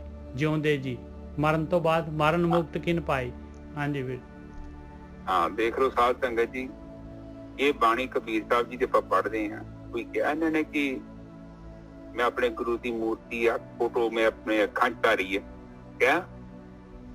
ਪਰ ਲੋਕੀ ਕਹਿੰਦੇ, ਲੱਖਾਂ ਕਰੋੜਾਂ ਲੋਕ ਉਹਨਾਂ ਦੀ ਗੱਲਾਂ ਤੇ ਵਿਸ਼ਵਾਸ ਕਰਦੇ ਆ। ਆਪ ਜਸਟ ਸੋਚੋ ਕਿੰਨਾ ਗਲਤ ਪ੍ਰਚਾਰ ਹੋ ਰਿਹਾ। ਪਰ ਬੰਦਾ ਨਹੀਂ ਸੋਚਦਾ ਕਿ ਉਹ ਧਰਮ ਬੜਾ ਸਸਤਾ ਹੈ, ਬਹੁਤ ਬਰੀਕ ਮਿਲ ਜਾਂਦਾ ਹੈ। ਇਹ ਕਹਿੰਦੇ ਖੰਡਿਓ ਸਿੱਖੀ ਤੇ ਵਾਲੋਂ ਨਿੱਕੀ, ਬੜੀ ਬਰੀਕ ਇੱਕ ਹੈਗੀ ਹੈ ਪ੍ਰੀਖਿਆ। ਤੇ ਪਰ ਜ਼ਿੰਦਗੀ ਦਾ ਮਕਸਦ ਹੀ ਇਹੋ ਆ। ਜੇਕਰ ਦੇਖਿਆ ਜਾਵੇ ਨਾ, ਇਸ ਤੋਂ ਇਲਾਵਾ ਹੋਰ ਜੋ ਮਰਜ਼ੀ ਕਰ ਲਓ, ਉਹਦੀ ਕੋਈ ਕੀਮਤ ਨਹੀਂ। ਉਹ ਬਸ ਏਦਾਂ ਹੀ ਆ, ਪਾਣੀ ਤੇ ਲਕੀਰਾਂ ਖਿੱਚੀਆਂ। ਇੱਕ ਸਮਾਂ ਆਊਗਾ, ਲਈ ਲਕੀਰ ਹੁਣ ਦੇਖਦੀ ਪਈ ਆ, ਉਹਨੇ ਸ਼ਾਂਤ ਹੋ ਜਾਣਾ। ਤੋ ਇਹ ਜ਼ਿੰਦਗੀ ਦੀ ਆਪਣੀ ਤੋਂ ਤੁਹਾਡੀ ਪ੍ਰਾਪਤੀ ਹੈ। ਨਿਜਤਾ ਮਤਲਬ ਸਮਾਪਤੀ ਕਰ ਦਈਏ। ਹਾਂਜੀ ਵੀਰ ਜੀ, ਬਹੁਤ ਵਧੀਆ ਜੀ, ਬਹੁਤ ਅੱਜ ਦਾ ਕਮਾਲ ਦਾ ਗਿਆਨ ਹੈ ਜੀ। ਅੱਜ ਤਾਂ ਦੇਖ ਲਓ ਸਾਧ ਸੰਗਤ ਜੀ, ਬੇਨਤੀ ਹੈਗੀ ਕਿ ਬਾਰ-ਬਾਰ ਇਹਨੂੰ ਸੁਣ ਲੈਣਾ ਜੀ। ਬਹੁਤ ਜਿਹੜਾ ਹੈਗਾ ਬਹੁਤ ਕੀਮਤੀ ਹੈਗੇ ਮੋਤੀ, ਅਨਮੋਲ ਮੋਤੀ ਹੈਗੇ। ਪਤਾ ਨਹੀਂ ਮਾਲਕ ਪਰਮਾਤਮਾ ਕਿੱਥੋਂ ਭੇਜ ਰਿਹਾ। ਹਾਂਜੀ ਵੀਰ। ਹਾਂ ਠੀਕ ਹੈ ਸਾਧ ਸੰਗਤ ਜੀ, ਇਹ ਕੋਸ਼ਿਸ਼ ਕਰਿਆ ਕਰੋ, ਜ਼ਿੰਦਗੀ ਦਾ ਹਿੱਸਾ ਬਣਾਉਣਾ ਪੈਣਾ ਤੁਹਾਨੂੰ ਪਰਮਾਤਮਾ। ਜਿੱਦਾਂ ਆਪਾਂ ਰੋਟੀ ਖਾਂਦੇ ਆ ਨਾ, ਉਸੇ ਤਰ੍ਹਾਂ ਉਹਨੂੰ ਆਪਣੇ ਜੀਵਨ ਦਾ ਹਿੱਸਾ ਬਣਾਓ। ਜੇਕਰ ਹਿੱਸਾ ਨਹੀਂ ਨਾ ਬਣਾਓਗੇ, ਫਿਰ ਹੁਣ ਇੱਕ ਖੂਹ 'ਚ ਮਿੱਟੀ ਪੁੱਟੀ ਹੈ, ਮੰਨ ਲਓ ਮੈਂ ਉੱਥੇ 10-15 ਬਾਲਟੇ ਮਿੱਟੀ ਦੇ ਕੱਢੇ ਆ, ਤੇ ਜੇ ਮੈਂ 2-4 ਮਹੀਨੇ ਫਿਰ ਛੱਡਤੇ, ਉਹ ਤੁਸੀਂ ਵੇਖੋਗੇ ਉਹਦੇ ਵਿੱਚ ਹੋਰ ਗੰਦਮੰਦ ਪੈ ਜਾਣਾ। ਹਰ ਦਿਨ ਸਾਡੇ ਚਿੱਤ 'ਚ ਇੰਦਰੀਆਂ ਕੀ ਕਰਦੀਆਂ ਹੈ, ਇਹ ਕੂੜਾ ਕਰਕਟ ਖਿੱਚਦੀਆਂ। ਆਪ ਦੇਖੋ ਮੋਬਾਈਲ ਦੇ ਵਿੱਚ, ਟੀਵੀ ਦੇ ਵਿੱਚ, ਲੋਕਾਂ ਦੇ ਰਾਹੀਂ ਕਿੰਨਾ ਗੰਦ ਤੁਹਾਡੇ ਅੰਦਰ ਆਉਂਦਾ। ਇਸ ਲਈ ਝਾੜੂ ਰੋਜ਼ ਮਾਰਨਾ ਚਾਹੀਦਾ। ਜਿੱਦਾਂ ਘਰ ਦੀ ਸਫਾਈ ਕਰਦੇ ਆ ਨਾ ਆਪਾਂ, ਬੇਸ਼ੱਕ ਘਰੇ ਕੋਈ ਵੀ ਨਹੀਂ ਆਇਆ ਨਾ, ਹਵਾ ਦੇ ਨਾਲ ਕਿੰਨੇ ਘੱਟਾ ਮਿੱਟੀ ਆ ਜਾਂਦਾ, ਕਿੰਨੇ ਕਣ ਆ ਜਾਂਦੇ ਆ। ਆਪਾਂ ਅੱਖਾਂ ਹੀ ਸਾਫ਼ ਕਰਦੇ ਆ, 7-8 ਦਿਨਾਂ ਬਾਅਦ ਵੇਖੀ ਦਾ ਪਤਾ ਨਹੀਂ ਚਾਲਾ ਜਾ ਕੇ ਨਾਰਾ ਲੱਗਾ ਹੁੰਦਾ। ਇਸੇ ਹੀ ਤਰ੍ਹਾਂ ਚਿੱਤ ਨੂੰ ਸਾਫ਼ ਕਰਨਾ ਪੈਣਾ ਹੈ ਤੁਹਾਨੂੰ। ਨਹੀਂ ਸਾਫ਼ ਕਰੋਗੇ ਤੇ ਕੀ ਹੋਊਗਾ? ਫਿਰ ਇੰਨਾ ਜ਼ਿਆਦਾ ਕਾਲਾ ਹੋ ਜਾਊਗਾ, ਫਿਰ ਤੁਹਾਡਾ ਹੌਸਲਾ ਹੀ ਟੁੱਟ ਜਾਣਾ। ਥੋੜਾ ਜਿਹਾ ਜ਼ੋਰ ਲਾਇਆ ਤੁਸੀਂ ਹੰਬ ਜਾਣਾ ਬਈ ਇਹ ਕੰਮ ਔਖਾ ਹੈ।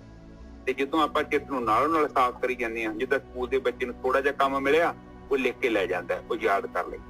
ਜੇ ਉਹਨੂੰ ਵੱਡੀ ਬੁੱਕ ਫੜਾ ਦੋਗੇ, ਉਹ ਨਹੀਂ ਉਹਨੂੰ ਯਾਦ ਹੋਣੀ, ਨਾ ਲਿਖੀ ਜਾਣੀ, ਔਰ ਹੌਸਲਾ ਹੀ ਟੁੱਟ ਜਾਣਾ। 200-250 ਪੇਜ ਦੀ ਬੁੱਕ। ਪਰ ਜਿਹੜਾ ਬੱਚਾ ਰੋਜ਼ ਰੈਗੂਲਰ ਹਰ ਦਿਨ ਉਸ ਦਿਸ਼ਾ ਦੇ ਵੱਲ ਚੱਲਦਾ ਹੈ, ਔਰ ਉਹ ਇੱਕ ਨਾ ਇੱਕ ਦਿਨ ਮੰਜ਼ਿਲ ਤੇ ਜ਼ਰੂਰ। ਇਹੋ ਜੀਵਨ ਦਾ ਸੱਚ ਆ। ਜਿਹੜਾ ਤੁਰਿਆ ਉਹ ਪਹੁੰਚਿਆ। ਜਿਹੜਾ ਜ਼ਿਆਦੀਆਂ ਸਲਾਹਾਂ ਕਰਦਾ ਰਹਿੰਦਾ ਹੈ, ਔਰ ਜਿਹੜਾ ਨਕਲੀ ਨੂੰ ਹੀ ਅਸਲੀ ਸਮਝ ਕੇ ਬਹਿ ਜਾਂਦਾ ਹੈ, ਉਸ ਦੀ ਬਹੁਤ ਮੁਸ਼ਕਿਲ। ਸੰਗਤ ਦਾ ਮਤਲਬ ਇਹ ਹੁੰਦਾ ਹੈ, ਆਪ ਜੀ ਨੂੰ ਸ਼ਾਇਦ ਪਤਾ ਹੋਣਾ ਚਾਹੀਦਾ ਹੈ, ਗੁਰਮੁਖਾਂ ਦੀ ਸੰਗਤ ਕਿਹਨੂੰ ਕਿਹਾ ਜਾਂਦਾ ਹੈ? ਉਸ ਸੰਗਤ ਦੇ ਵਿੱਚ ਤੁਸੀਂ ਗਏ ਨਾ, ਤੇ ਤੁਹਾਡੇ ਅੰਦਰ ਕੰਪਨ ਪੈਦਾ ਹੋ ਜਾਣੀ ਜੇ। ਤੁਹਾਡੀਆਂ ਜਿਹੜੀਆਂ ਤਾਰਾਂ ਨਾ ਅੰਦਰ ਹਿੱਲਣ ਡੈ ਪੈਣੀਆਂ। ਤੁਹਾਡੇ ਅੰਦਰ ਜਿਹੜੀ ਵੀ ਚੀਜ਼ ਦੱਬੀ ਹੈ ਨਾ, ਉਹਨਾਂ ਪ੍ਰਗਟ ਕਰ ਦੇਣੀ। ਕਿਉਂਕਿ ਸੱਚ ਉਹ ਕੋਈ ਭੱਜ ਜਾਣਾ ਉੱਥੋਂ। ਹਾਂਜੀ ਨਿਜਰ ਸਾਹਿਬ, ਉੱਥੇ ਸੱਚ ਬੋਲਦੇ ਆ, ਸੱਚ ਦੇ ਤੀਰ ਆਉਂਦੇ ਆ ਭਾਈ। ਹਾਂ, ਉਹ ਬੜੀ ਸੱਟ ਮਾਰਦੇ ਜੋ। ਤੁਹਾਡੀਆਂ ਸਾਰੀਆਂ ਅੰਦਰ ਦੀਆਂ ਜਿਹੜੀਆਂ ਧਾਰਨਾਵਾਂ ਤੋੜ ਦੇਣੀਆਂ ਉਹਨਾਂ ਨੇ, ਤੋੜ ਮਰੋੜ ਕੇ ਉਹ ਕਹਿ ਦਿੰਦੇ ਕਿ ਮਿੱਟੀ ਹੈ। ਫਿਰ ਬੜੀ ਹਲਚਲ ਹੁੰਦੀ ਆ। ਫਿਰ ਬੰਦਾ ਸੋਚਦਾ ਮੈਂ ਤੇ 30 ਸਾਲ ਤੋਂ ਜਾਂਦਾ ਸੀ ਉੱਥੇ ਫਲਾਨੀ ਜਗ੍ਹਾ ਤੇ, ਏਦਾਂ ਕਿੱਦਾਂ ਹੋ ਜਾਊਗਾ? प्रेतां की है, ये बाणी तो वो कहती है। कबीर जी की बाणी पढ़नी मां का दिल, मां दे दुध पीता होना चाहिए बंदे ने। कहते तू मां का दुध पीता ना, इधर आ। कबीर जी की बाणी बड़ी सख्त बाणी है, वेखो इलाज नहीं करते, नाल ही कहते कि जिहड़ा हरदा, जिहड़ा परमात्मा का नाम जपदा है ते ओहदा कारज कहंदे आ पूरा हो जाता है। बहुत वड्डी गल है। और जीवदे जी करदा मरण तो बाद किते भी ब्रह्म ज्ञानी ने किया, पर आम तौर ते लोकां नूं समझाया जांदा है जे तू मरेगा तो सतगुरु आऊगा तेनू लैण। इस तरह की गप ते ना विश्वास करें प्लीज। पानी च किते नहीं लिख सकता कोई ब्रह्म ज्ञानी, यह लिख सकता ना। जे वो लिख दे तो फिर वेखो कितनी दुनिया बेवकूफ हो जाए। अजे ते लिखिया नहीं है तो फिर भी कितनी दुनिया भटक रही है।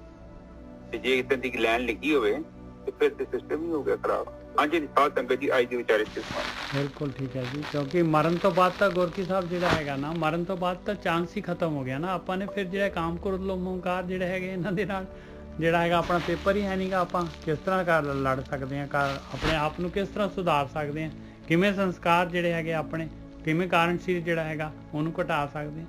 ਮਰਨ ਤੋਂ ਬਾਅਦ ਤਾਂ ਸਵਾਲ ਹੀ ਨਹੀਂ ਪੈਦਾ ਹੁੰਦਾ। ਪਰ ਨਿੱਜਰ ਸਾਹਿਬ ਦੇਖੋ ਕਿੰਨੇ ਧਰਮ ਆ, ਕ੍ਰਿਸਚਨ ਧਰਮ ਆ, ਮੁਸਲਮਾਨ ਧਰਮ ਆ, और अपने च पंजाबियों च किन्ने आ गए तो वो तो प्रचार ही हो करदे कि मरण तो बाद तुहानू खड़िया जाऊगा। बस यही गलत है जी। बेसिकली देखो आप, चलो जे बंदा आप डुब रहा ना, कोई प्रॉब्लम नहीं है भाई, आप डुब रहा है कोई प्रॉब्लम नहीं है। अपने परिवार जिहड़ा है उहनू डुब रहा तां भी कोई प्रॉब्लम नहीं है। जद वो जिहड़ा हैगा मैजोरिटी जिहड़ी हैगी, मास जिहड़ा हैगा, जिहड़े सीधे साधे लोकां नू जिहड़ा हैगा, ज़्यादा लोगों को जिहड़ा हैगा नैगेटिव गलत रस्ते ते पा दिंदा, उत्थे बहुत वड्डी प्रॉब्लम है गुरकी साहब। आहो ते फिर पूरा दे पूरी कबीर दी कहंदे जांदे पूरा दे एक दे नहीं, जिद्दां दाणे भुन्नी दे ना ओनू कहंदे पूर, ते ओह छानने जे जिन्ने दाणे आ जाण ओनू कहंदे एक पूर। उसी तरह कहंदे पुल्लिंगां दे पूरा दे पूरी जांदे। बिल्कुल जांदे। ठीक है, आज दी विचारे इत्थे समाप्त। हाँ जी।